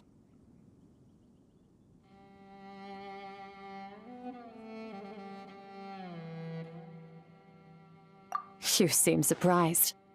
I suppose that's fair. You've seen but a fraction of what that whale is capable of. That gaping maw could swallow a planet whole. It's called the all-devouring narwhal for a reason. Devouring is what it does best. It can extract power from anything, dead or alive, as long as it manages to make physical contact. Yeah. When we had our run-in with that thing, Neuvillette mentioned that it has an instinct to devour. Your dragon friend recognized the nature of its abilities and used the power of Hydro to protect you. That worked because it was in a satiated state, so it was somewhat less aggressive than usual. It's a different story when it has no more power to feed off of. That's when its true voracious nature kicks in. It could devour everything on the planet in that state, which is why I cast it into that void space. But I hadn't counted on there being anyone left on this planet capable of wielding its power. To me, that says he must have encountered the whale a long time ago. Meaning, he must have known my master. Exactly. It told me everything I needed to know. Hence why I said we both got what we came for. And I believe that brings our transaction to an end. Now that you're whole again, you can get back to your own journey. I'll handle the rest of this situation myself. No way! We can't leave now! Something was stolen from you because of us! We have to help you get it back! This isn't my first taste of failure or losing power. When you fall, you get back up again and become stronger. That's how it is. But what if that monster finds you before you're all better? Plus, how are you gonna get home? It's not like you can just go swoosh and open a door to the abyss again. Not without your full strength. So, sticking with us for the time being doesn't sound so bad, does it?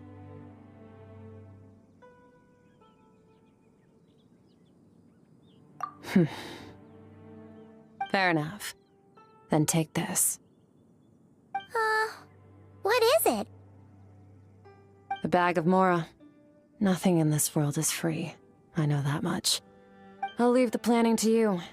Hurry up and decide where to go. We shouldn't linger. We should take Skirk somewhere she can rest. But where?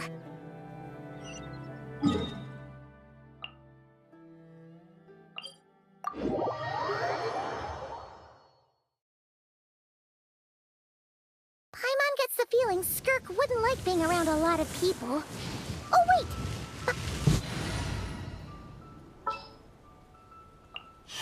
I'll only demonstrate this once.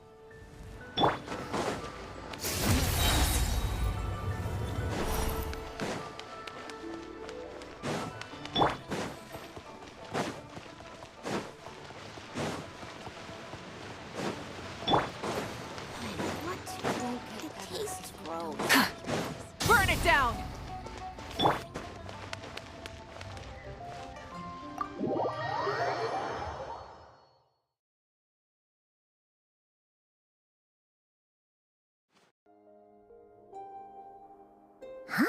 This bag from Skirk has a ton of Mora in it.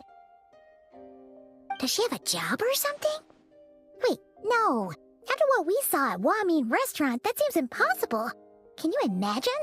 It would go something like... I'll be collecting my paycheck now, boss.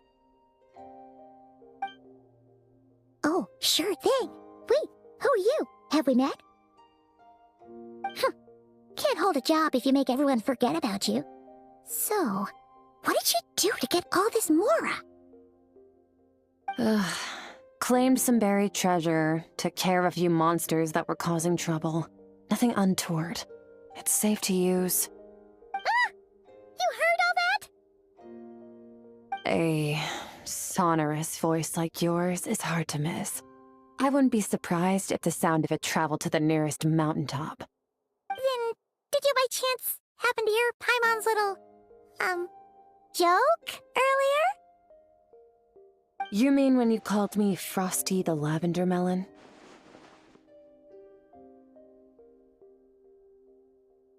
No, sorry. Paimon totally misspoke just now. She didn't say that at all. It was, a Paimon She's a piece of work, that one. Always impersonating Paimon and giving people weird nicknames. Okay, fine. The truth is, Paimon didn't like you all that much at the start. But things are different now. You helped the Traveler in a big way, so... What do you say? Friends? Ugh. I noticed there was only one bed. Go ahead and get some rest. Wait, what about you? I don't get tired, and I don't need rest. I'm going to practice my sword work. That should help me regain some strength. But your shoulder... Hey, don't just leave! Ah, whatever. Let her tire herself out. She'll come back eventually. Let's get some sleep, Traveler. That comfy bed is calling, Paimon.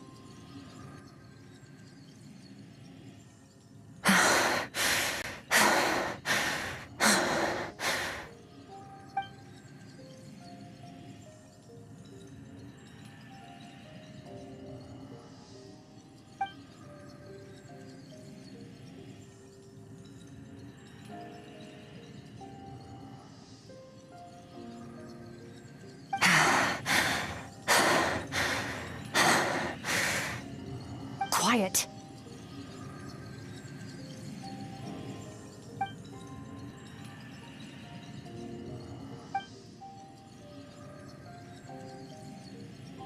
Do you even remember how many of us perished in that fire? How many bodies were left to rot on the scorched earth? Yet you alone live on. Keep your gaze fixed on your blade. You don't deserve to rest. Run, Skirk. Run! Only death awaits us here. Keep running, and don't ever look back.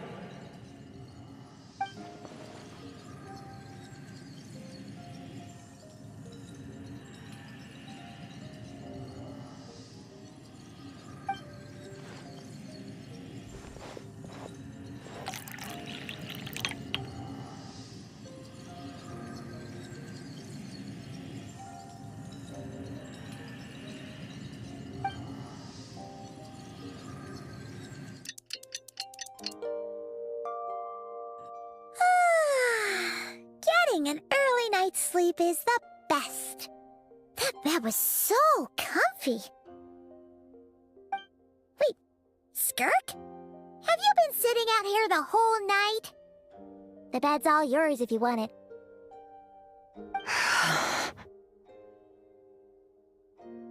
About 60%, maybe 70. Whew! Paimon thought it would take at least a couple of days.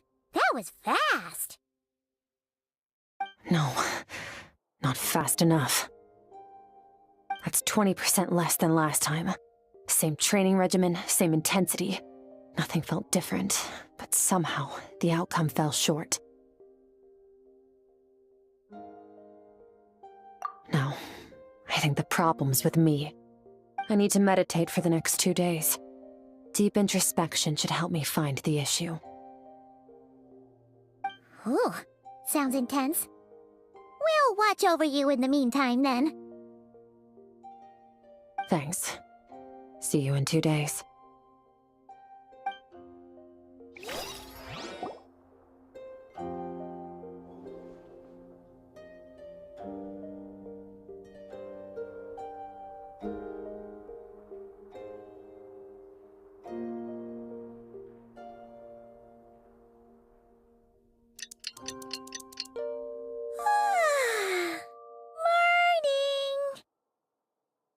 Skirk is still meditating, huh? It's been 2 days already. Shouldn't she be awake by now? Paimon can't think of anything we can do to help. Oh wait! Breakfast! That's it! Paimon will go get breakfast! Skirk is gonna be starving when she wakes up. Be right back.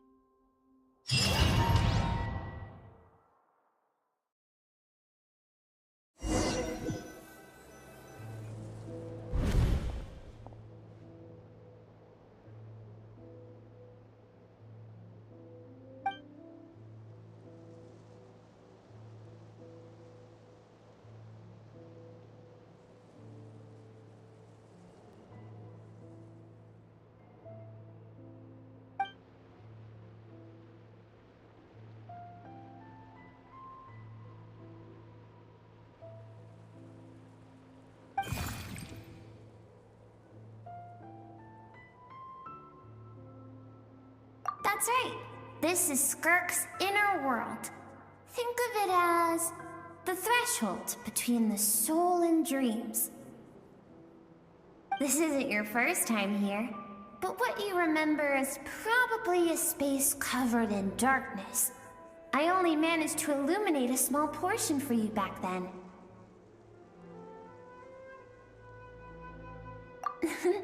Actually, it's my first time talking to someone like this. I only managed to break free and bring you here because the injury weakened her power. I guess that's why I can speak again, too. Call it fate, if you want. I think that's the word they use in this world for lucky coincidences like this, right? Now, before I take you to her, I gotta ask.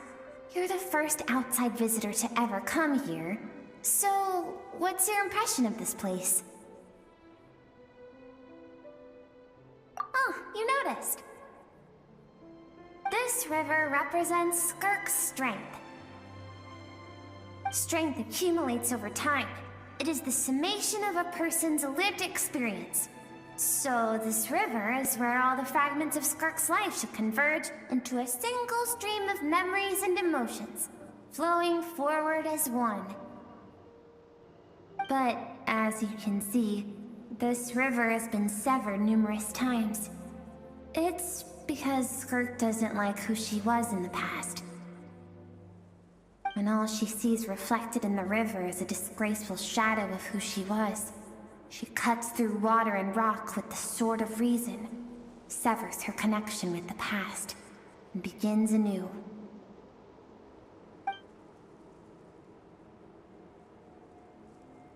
You must learn to shut out all the pointless emotion.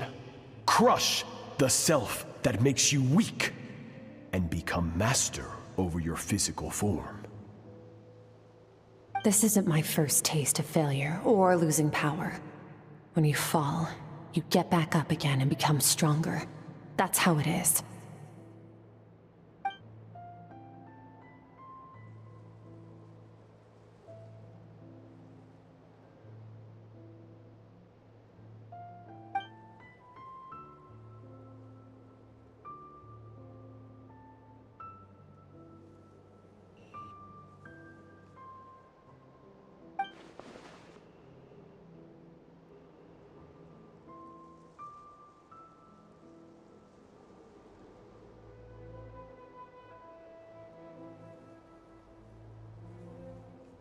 The answer to one mystery invites another question, I see. Let's follow the river upstream. There among the cliffs, among the memories etched into her heart, lies the truth of it all. Soon, you'll understand everything.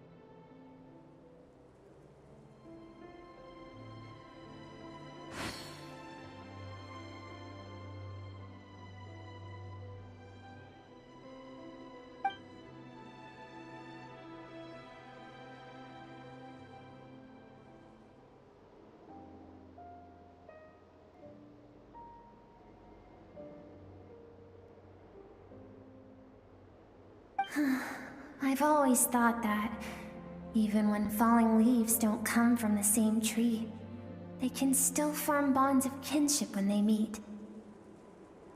Like meteors, you both made a journey through the stars. Both travelers who have landed on a planet that is not your home. Yet, when she first noticed your presence, although she hesitated for a moment, she still chose to walk away, indifferent as ever.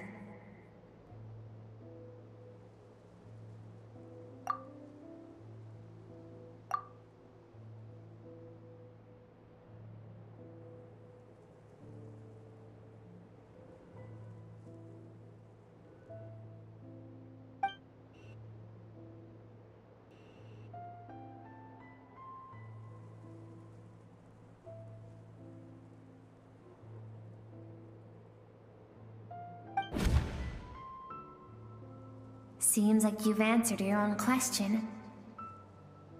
Skirk sees herself as a trespasser in this world. She's made a conscious choice to avoid altering its path. But the reason for that decision stems from events much earlier on in her life. Let's keep going. It's still a long way to the source of the river.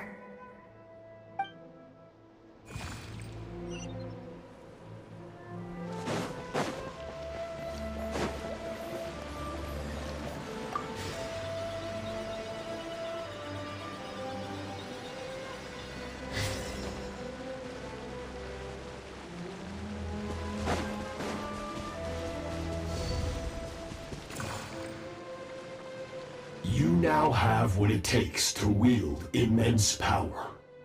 From this day forth, I shall teach you no more.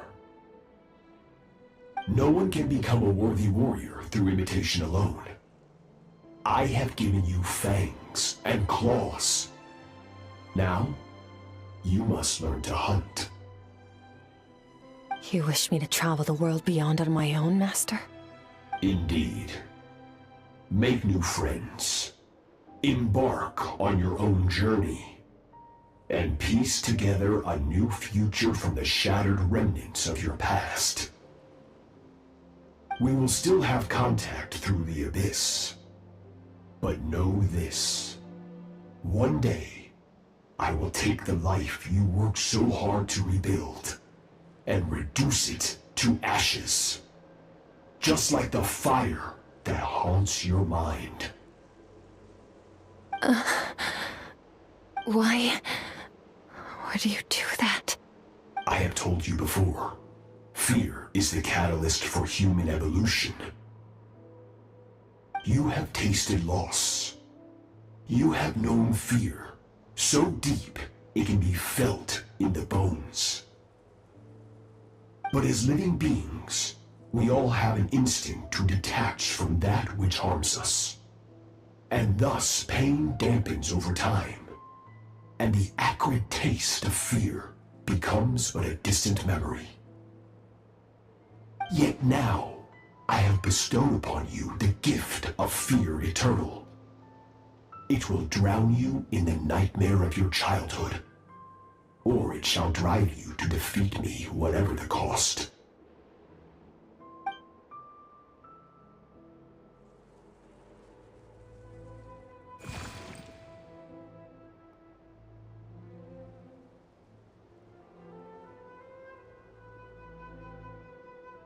That is what Skirk's master, the foul Sertologi, looked like at one point in time. Of course, as a higher being, physical form is a triviality to him. He could appear as a beast, a human, or even a monster that defies description. The form you see him in here, clad in abyssal armor, is the one he usually wears when traveling through the stars.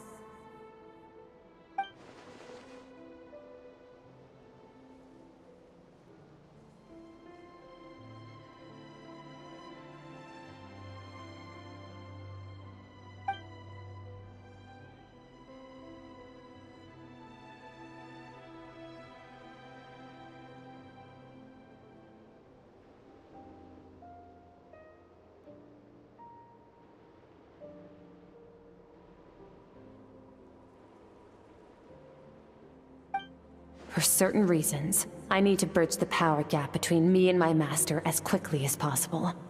But first, I need to understand the source of his strength.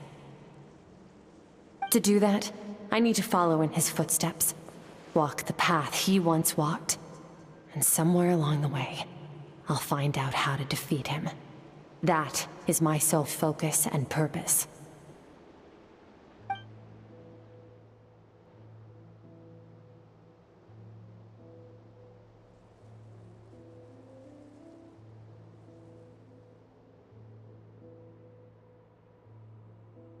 I'll let you in on a little secret. The real Certology is terrifying. The scope of his power is impossible to understand until you experience it firsthand. It is absolute, the power to crush all things. Shall we keep going? Let's see. We're about halfway there.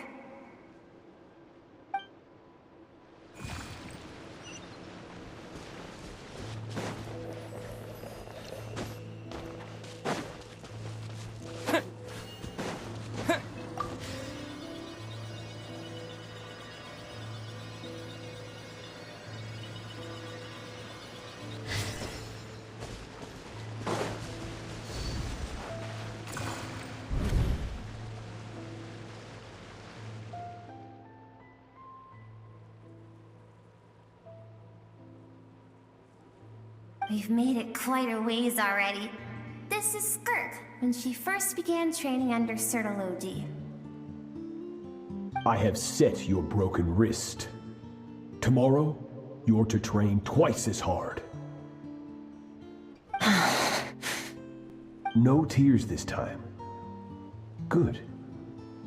Attempting to garner sympathy through tears is a habit of the weak. A pitiful, useless ploy. Can I ask a question, Master? Why did you save me?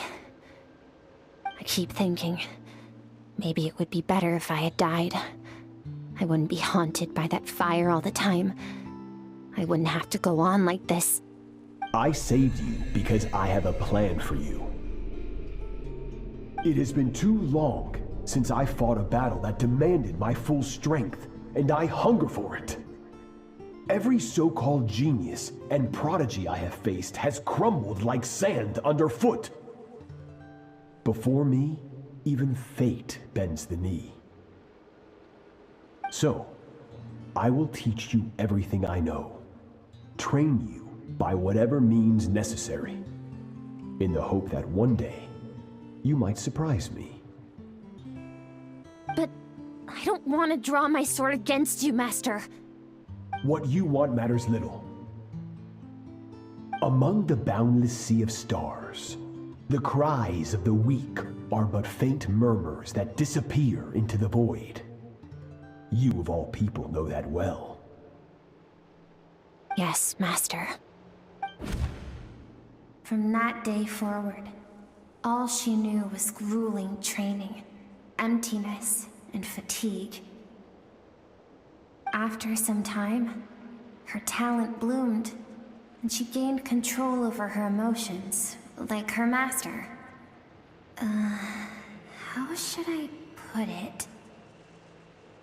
It was not that human emotion disappeared from her heart, but that reason came to dictate all she was allowed to feel. I suppose it was at this point that she became the Skirk you know today.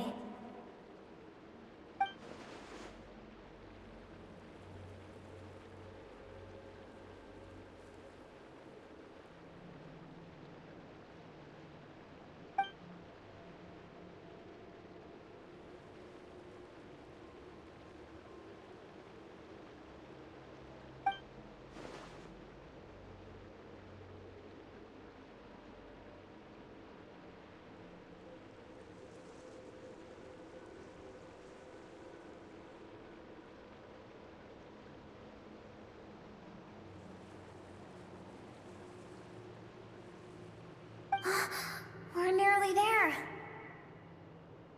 I almost don't want to reach the end. Well, shall we? This is the final stretch.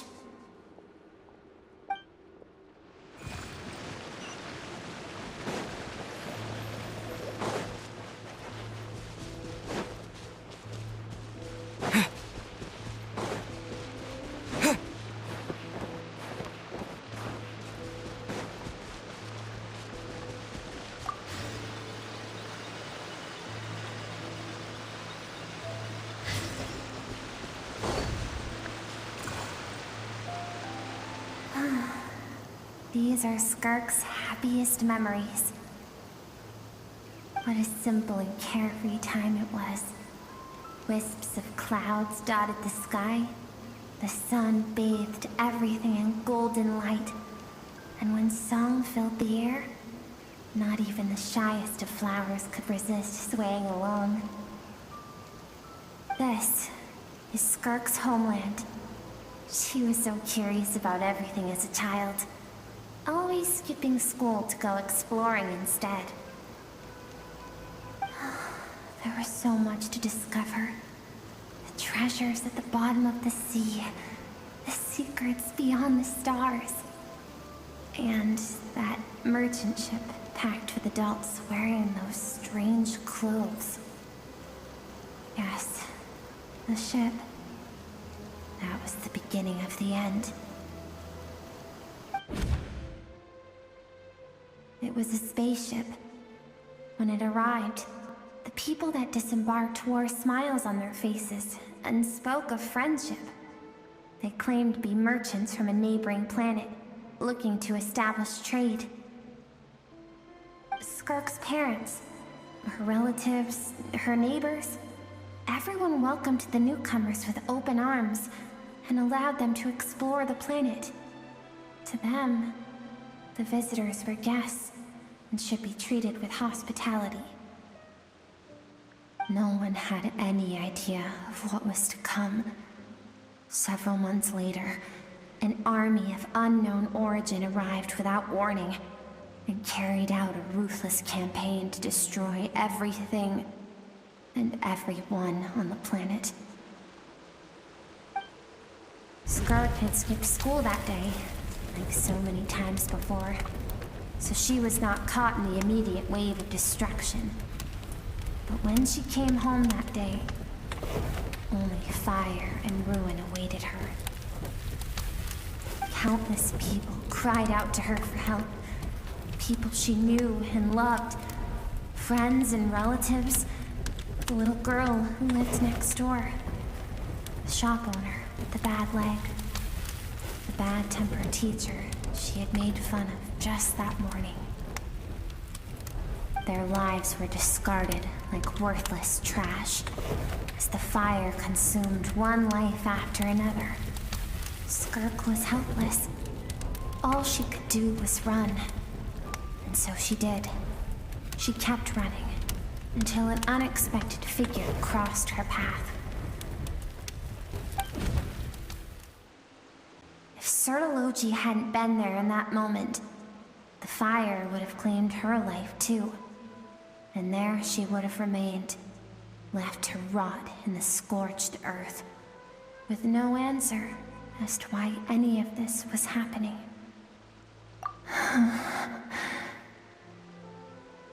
Because she and her people were seen as a threat.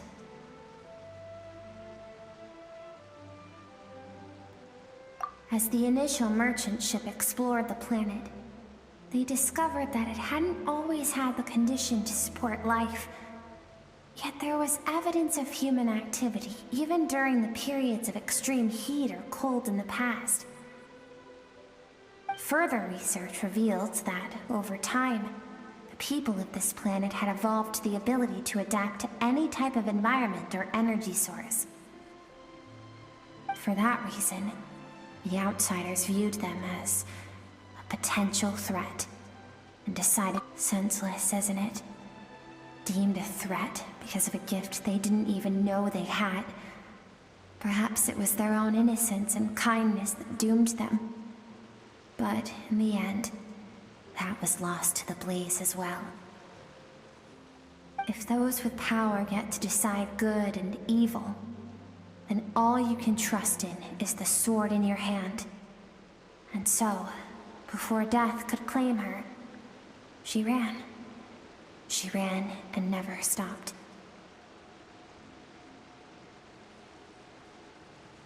No one wants to relive their most painful moments. Well, that brings us to the end of the story. This is as far as we can go. Skirk is waiting over there. For both of us. Let's go to her. It's time to fulfill my purpose. And my greatest wish over all these years.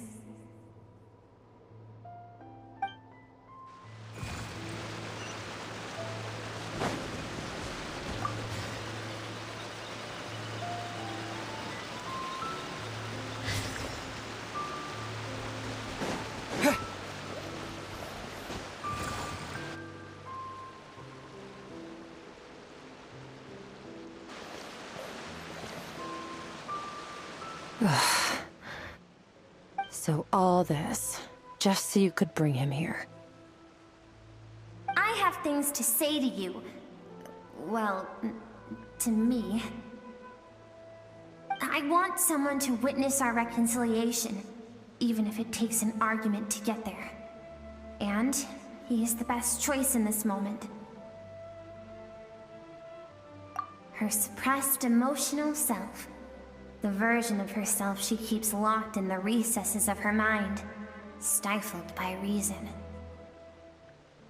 All those rejected impulses, those discarded aspects of your past selves, they are a part of me now. I am who you used to be. Someone you have refused to face for too long. So, I came to face you instead. You're wrong. I've faced you all along. And that's exactly why I keep you locked here. Your existence makes me weak. Moments of joy and longing are when we are most vulnerable. Don't forget, it was a penchant for goodness over reason that doomed our homeland in the first place. The vastness of the universe renders everything insignificant. Our feelings most of all. Even so, learning from the mistakes of the past doesn't have to mean erasing everything. Strip yourself of your so-called weaknesses, emotions like kindness and empathy, and what makes you any different from the ruthless soldiers who slaughtered our people? The difference is that I'm doing what is right, what is necessary. I allow you to exist, but with limited freedom. That is the greatest kindness I can offer. I have shouldered everything you couldn't carry. I rose above the numbness and emptiness, and it was cold, unfeeling reason that brought me this far. It made me who I am. It made me strong. That is the problem. I want to shoulder those things together. On the grand scale of the entire universe, maybe our feelings are vanishingly small, but why should that mean they don't matter? Emotion gives warmth to the cold expanse of space. It gives meaning to the world around us. Think back to those nights of gazing at the stars, those afternoons of exploring the unknown. Think back and let them grant you peace. A brief respite from the pressure you put on yourself.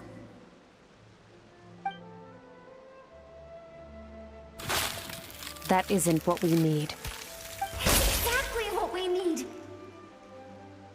Aren't you curious about why recovering your strength has taken longer than normal this time? Finally, you get to the important part. That is the only answer I came here to find. Then look around. Look at your inner world. You cast aside your dreams and curiosity, and in doing so, you lost your original motivation. You severed all connection to who you used to be, so you can no longer draw strength from your past.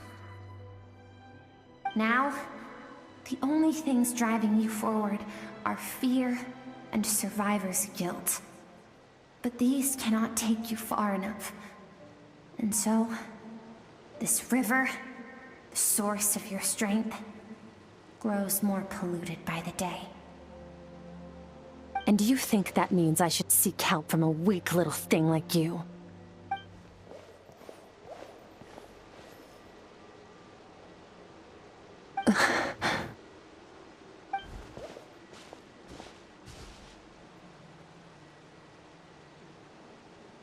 Thank you for saying that. I knew bringing you here would be the right choice. To be honest, I'm not here to argue with you. This isn't about who's right or wrong. And in fact, I agree that in order to make it through the wake of that tragedy, we had to distance ourselves from the pain through reason over emotion. But what is right at one point in time isn't always right forever. I know you will never forget that fire. I know the fact that you were the sole survivor fills you with guilt. And I know that among the voices that haunt you, mine is there too. Because deep down, you know that you didn't turn out to be the person you wanted to be. All those unfulfilled hopes are like knives to the heart. And I don't want you to hurt anymore. So even if you can't accept me, I hope, at least, that you can let go. I keep thinking, maybe it would be better if I had died. I wouldn't be haunted by that fire all the time. I wouldn't have to go on like this.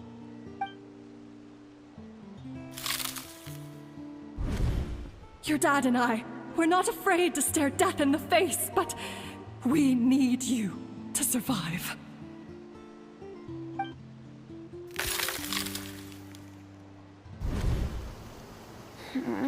I'm sick of being a kid. There's so many amazing things out there, and I'm ready to see them all.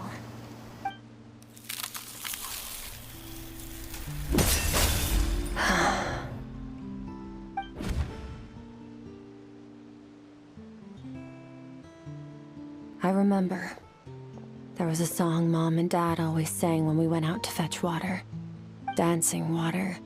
The sand along your path is begging for your song and movement.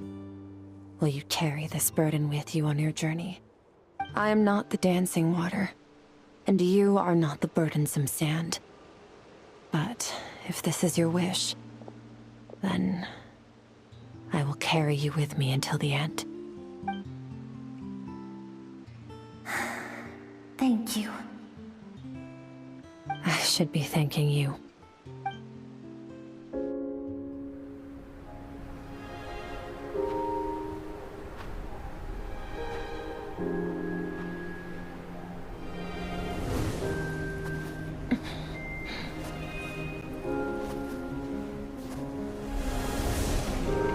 Run, Skirk, run! Remember, leave no one alive! Heed my words, Skirk. Let fear take root in your soul. Did you survive? Why was it only you? Skirk, did you become a positive light in this world?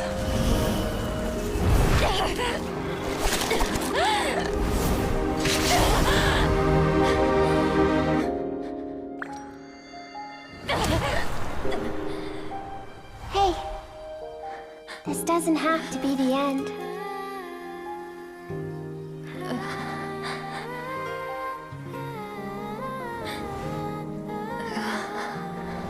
Life is a gift. Don't let darkness claim it.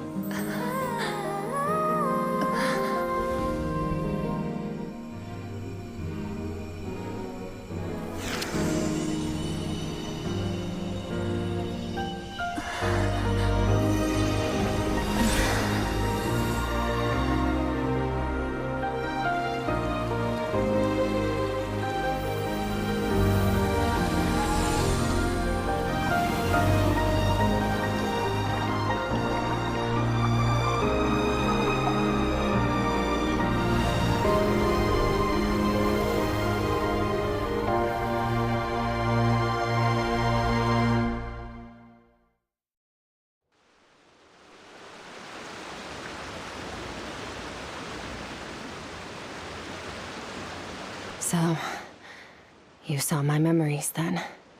I once asked my master if survival of the strongest was the law of the universe. He said no.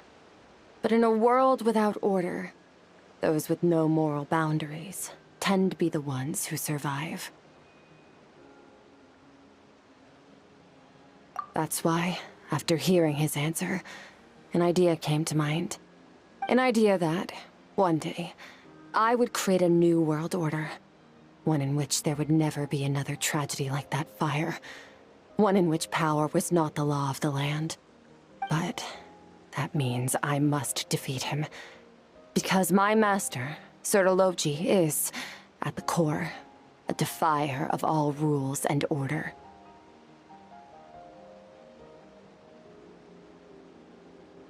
Yes, and not just because of the gap in our abilities, but also because I have no reason to see him as an enemy. Although his decision to train me was not made out of kindness, he did everything a master should. He saved my life, taught me the sword and the principles of strength. And for that, I respect him.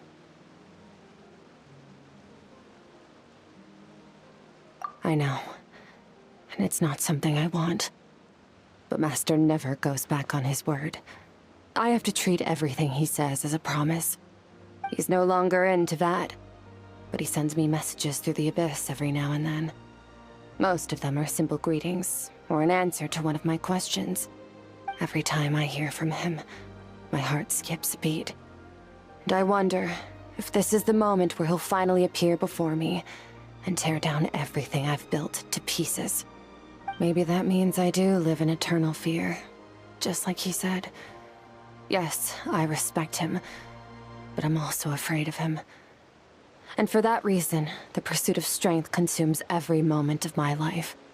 I don't know what Master has planned, but I have to be ready. Help me? Why? This isn't your fight.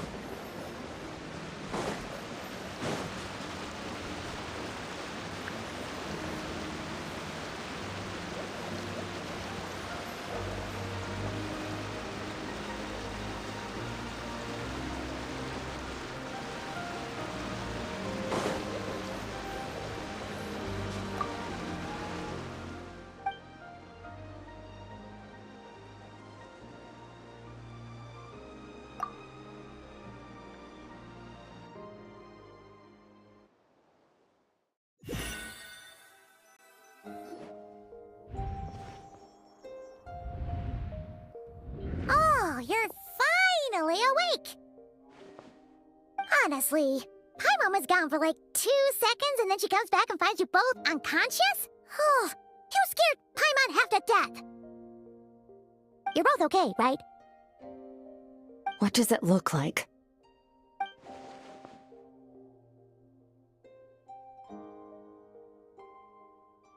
Only water from the source can cleanse the rot and filth that flows from the past into the future. I taught you to incorporate the experiences from your journey into how you fight. I suppose what happened today will become an inseparable part of who I am. Okay, so Paimon feels like she's missing some important context. Paimon brought back tons of delicious snacks! Let's dig in!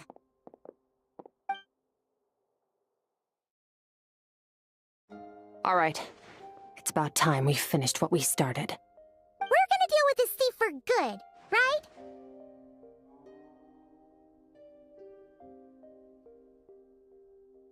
This time, I'm not going to tell you to hold back.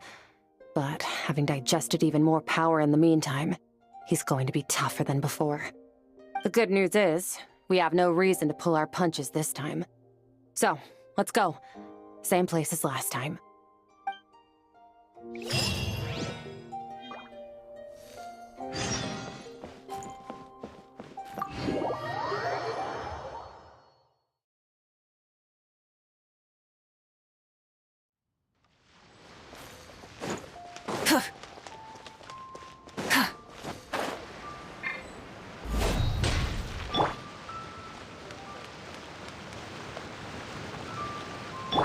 Get to work!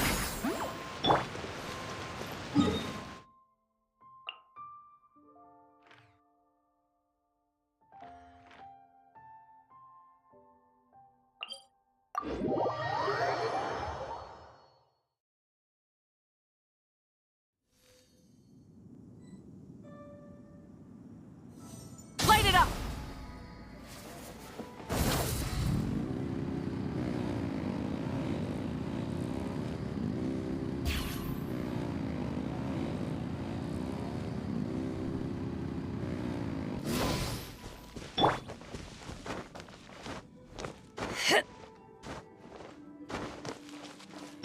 Burn it down!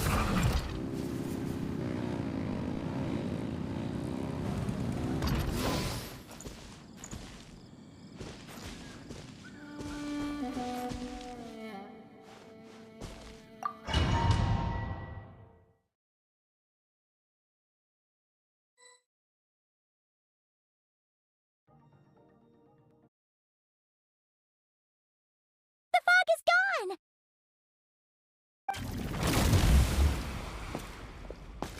Wait, isn't that the form the all-devouring narwhal changed into? How come he knows that, too?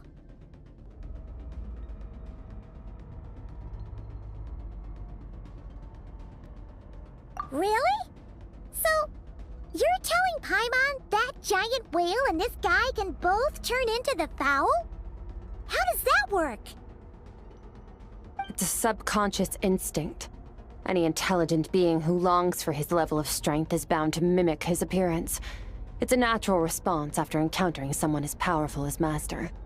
To them, he represents ultimate power. We know the person before us has encountered Master, and we know he stole a portion of my power. So it's not surprising that he would assume this form. Okay. Oh, the closer Paimon looks, the more intimidating it gets. Nervalette isn't here this time, so it's up to us. He won't have the nerve to steal again after we're done with him. Let's teach this guy a lesson.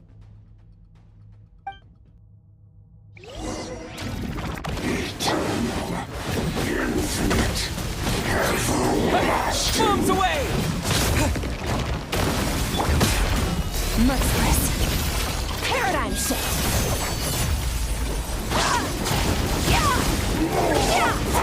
Haven't forgotten your training, I hope.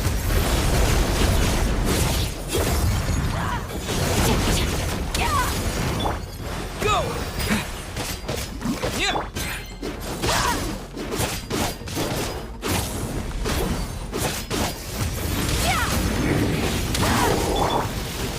Go!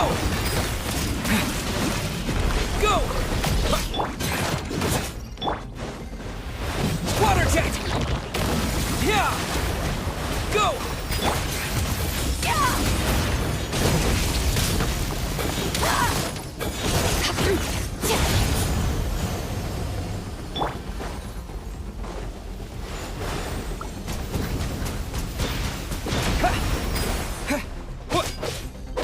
Water jet! Water jet! Surge! Power!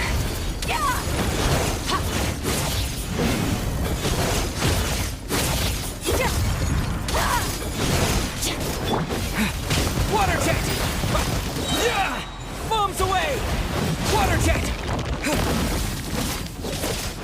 Water jet! Nice. Beyond this world. Go! Water jet! Water jet!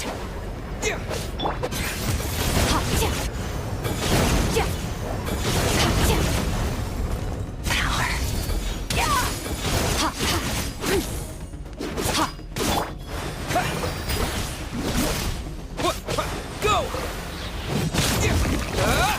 Water jet! Go! Mine to wield.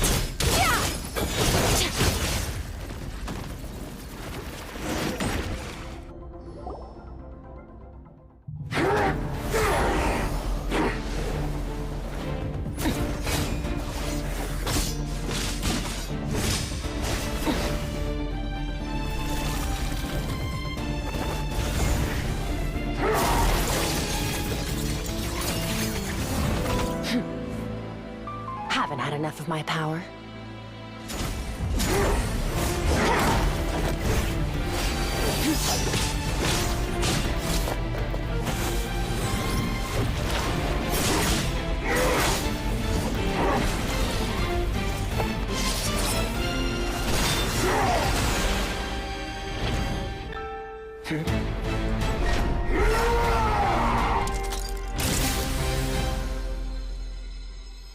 Well then, let's see how much more of this power you can handle.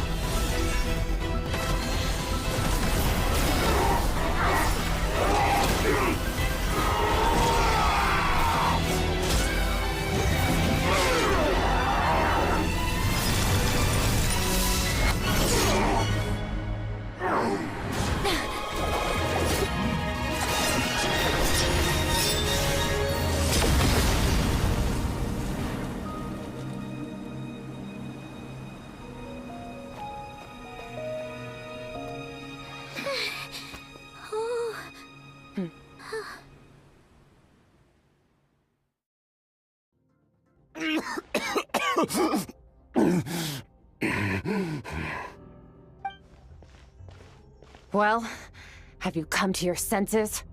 You saw that my body was at its limit. So, you deliberately channeled your power into me, knowing that it would destroy my shell from within. Such power. Such keen battle instincts.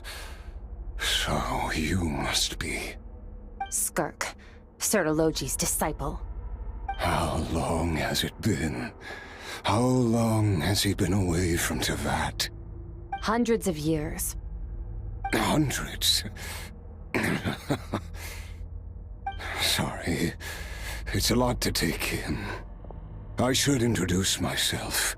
I am Skofnungar, a friend of your master and one of his followers. This is the first time I've heard your name, Skirk. But hundreds of years ago, I knew you existed. And I knew you would come here. Hundreds of years ago? Sounds like you and Master have quite the history. Care to tell us about it? Of course. Might as well take advantage of a clear head while I can. The story starts a long, long time ago. I was born into a noble family in Conria. As the eldest son, I was set to inherit our title. But I contracted an incurable illness as a child, and everyone gave up on me. I trained the sword harder than anyone else, defeated all of my peers. But it was all in vain. When other people looked at me, all I saw in their eyes was pity, or a strange glee in my misfortune. Even my parents were just waiting for me to die. Over time, my heart hardened, and I became aimless. That was the point where I met your master, Sertologi. We were similar in age, but different in background.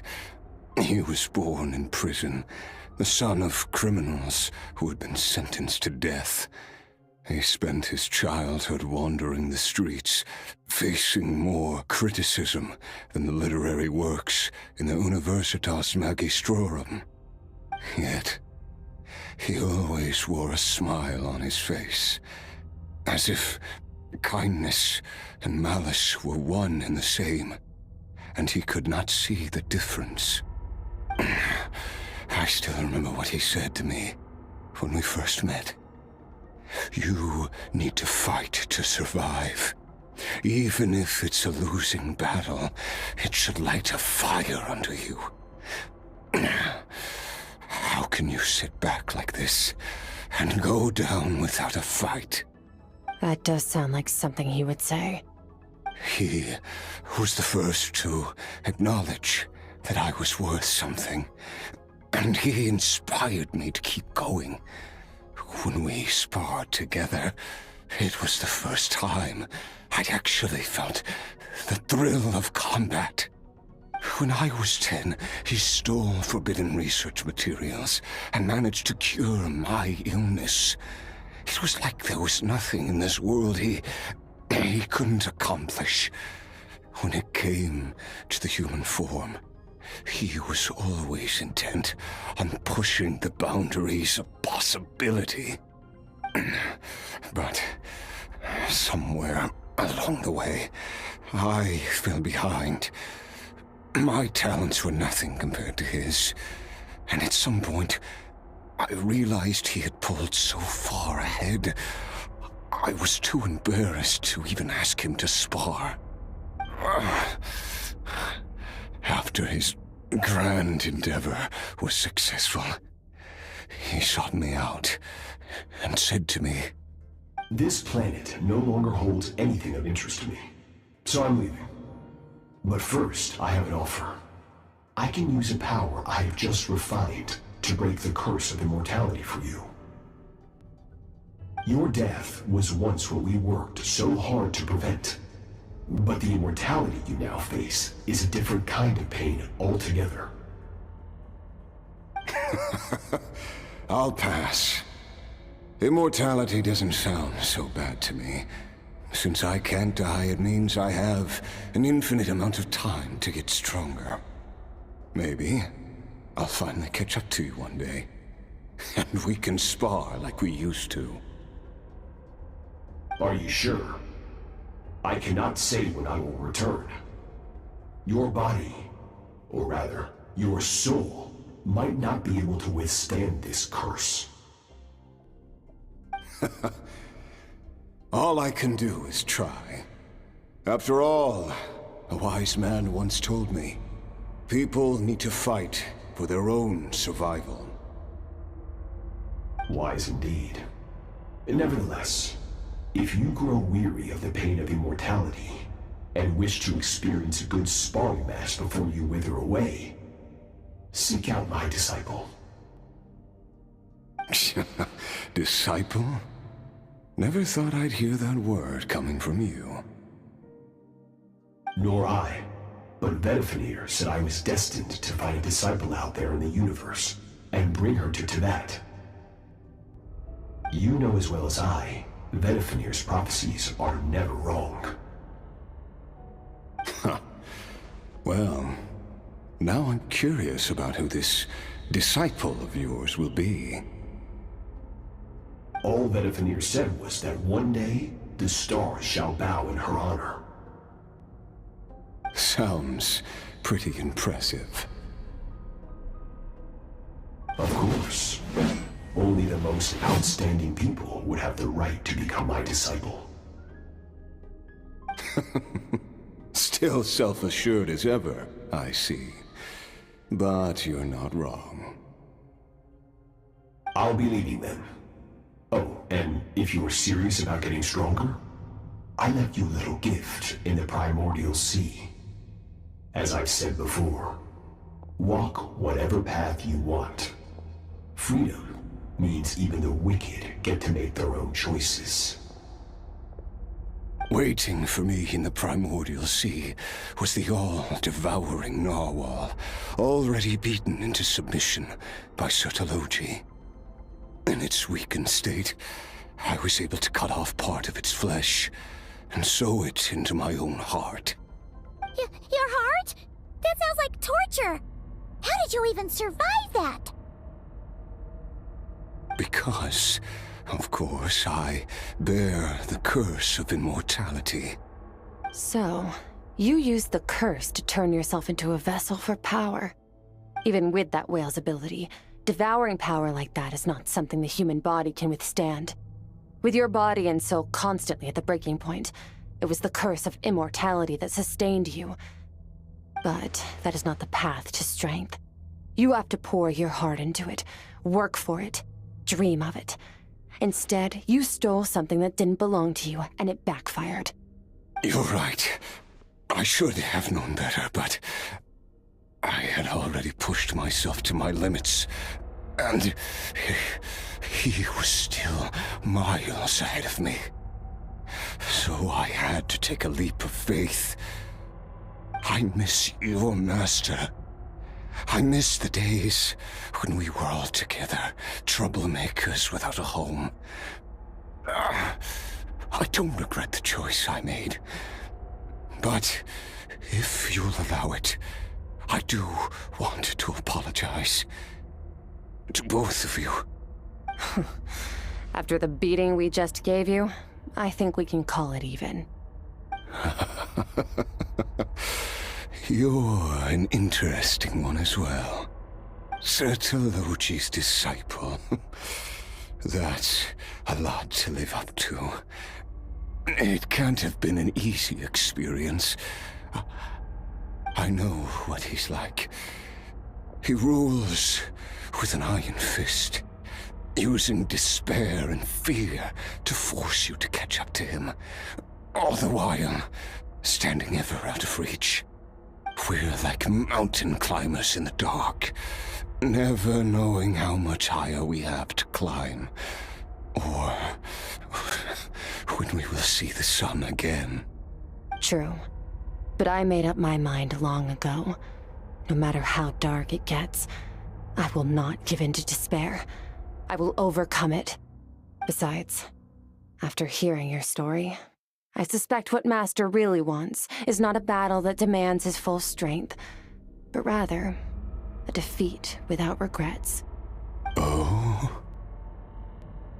Since you're his friend, you must have some things in common. The first time we came here, when you stabbed me through the fog and stole my power, I felt no emotion coming from that spike. But when you had to devote all your strength fighting me just now, I could feel joy and passion emanating from your blade. It was the joy of a researcher discovering the truth of the world, the joy of an artist uncovering a temple of wonders. Interesting. I'm certain I didn't express those emotions outright, yet you were able to read them from my blade, like a glimpse into my inner world. You're right. That battle brought me an unbridled sense of joy, and my defeat brings me no regret whatsoever. Exactly. I think Master also craves a battle like that. One where his opponent forces him to use all his strength, unlock the extent of his potential, and transcend his own limits. A battle to end all battles. After which, all can come to an end, including, perhaps, his life. For that very reason, good and evil are meaningless to him. He has one purpose, one goal: to complete himself. It's one of the secrets to his strength. Perhaps you're right. Perhaps that is his goal.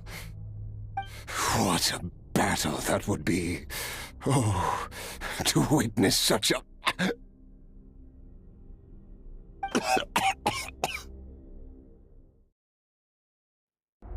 Are you okay? Too many different kinds of power are surging through my body. The curse of immortality allows it all to coexist, but it does not remove the pain. I won't be able to hold on to my sanity for much longer. What a shame. I would have loved to witness that battle. Sertologi once offered to free me from this curse. Now, I must ask that of you, Skirk. Can you release me from the pain? I can, but not through death, if that's what you were hoping for. It's not a suitable punishment for your crime. As an alternative, I can take your consciousness, along with all the power you've consumed, and smash it to pieces. The impurities will dissipate, and under the curse of immortality, your mind and body will regenerate. When that process is complete, you will be back to who you were before, no longer tortured by powers you can't control. But it will be a time-consuming and painful process. The decision is yours to make. I accept. And who knows? Perhaps I'll wake up in time to witness your great battle with Sertologi. I have faith that you'll be able to stand against him one day. Though I know it'll be a long and arduous road. If we are climbers in the dark, it appears the dawn has finally broken for me. But your ascent continues. At least, it looks like you are not alone on your journey. I will reach the top of this mountain, no matter what it takes. And you, Skofnunger, will be my witness at the end of all things. That's finally over. Let's get out of here.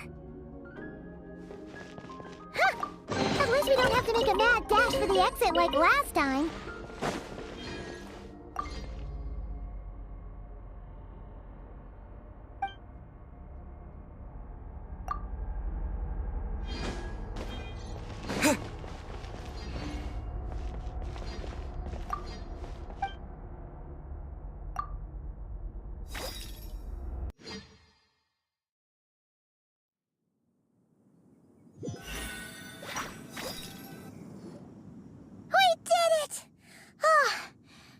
Been a few days, but it feels like forever.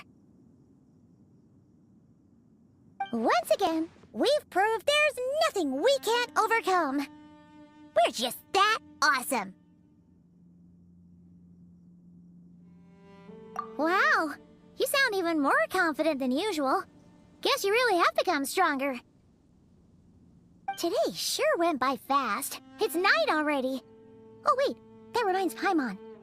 The stars you mentioned, the ones that died out, are they back now? Yes.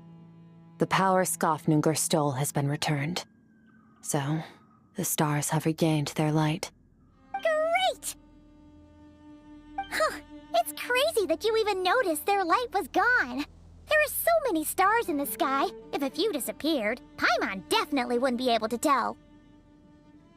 I suppose it's because I have gazed upon this sky for centuries. The false stars, hanging in the meticulously planned sky, glittering with rotten light. It's not real. And yet, it is for that very reason that I can look upon it and enjoy the momentary peace it brings. Even the most beautiful of bubbles has to burst. We will return to the real universe one day, whether of our own volition or not. Time marches ever forward. Even the innocent and naive will taste life's bitterness. Yet through hardship, we grow, until we learn to seize the sands of time for ourselves, and uncover our true strength. Though we gaze upon a false sky, its vastness and majesty is palpable. One can only wonder, what is it going to take for kindness to reign supreme in the vast expanse of the universe? Oh, this is all going over Paimon's head. But if she knows one thing, is that the traveler always finds a way. Ever since we met, he has filled Paimon's days with happiness. No matter how tough things get, he always finds a way to make it better. If it's too big a job for one person, then we'll do it with 2. And if 2's still not enough, then 3. We've met so many amazing friends and accomplished so many amazing things. As long as we don't give up, we can make any wish come true. I suppose when it comes to you, anything is possible. Well, I should be going. Now that my power is no longer isolated from my emotions, I need more practice to get used to it. I suppose fate will decide. Maybe we'll bump into each other on the street. Or maybe we'll reunite on a different planet entirely. Regardless, reunions and partings are but passing moments. More than anything, I hope that, at the end of this journey, wherever it takes us, we stand in a world reborn. One without war, pain, or forced partings. One where new life can bloom, even where there was once nothing but scorched earth. For this, we must all work to become stronger. If that's what you want to call me, I won't object. Goodbye. Bye!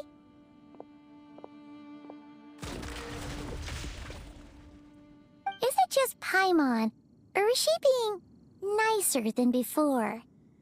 We definitely count as friends after all that, don't you think? Hey, what do you think about camping here tonight? There's nothing quite like sleeping under the stars. Come tomorrow, we can continue our journey. Oh, and since Paimon treated you to that super nice meal at Wanmin Restaurant, it's about time you returned the favor.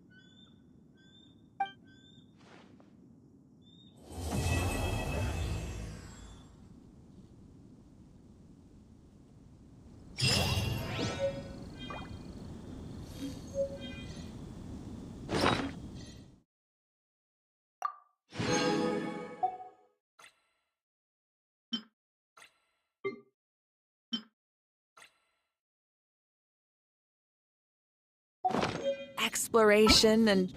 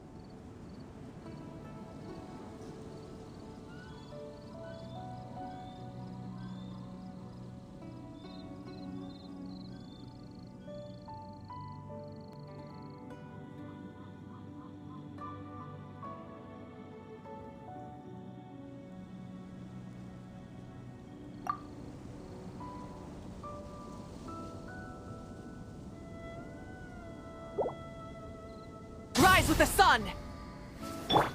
Merciless.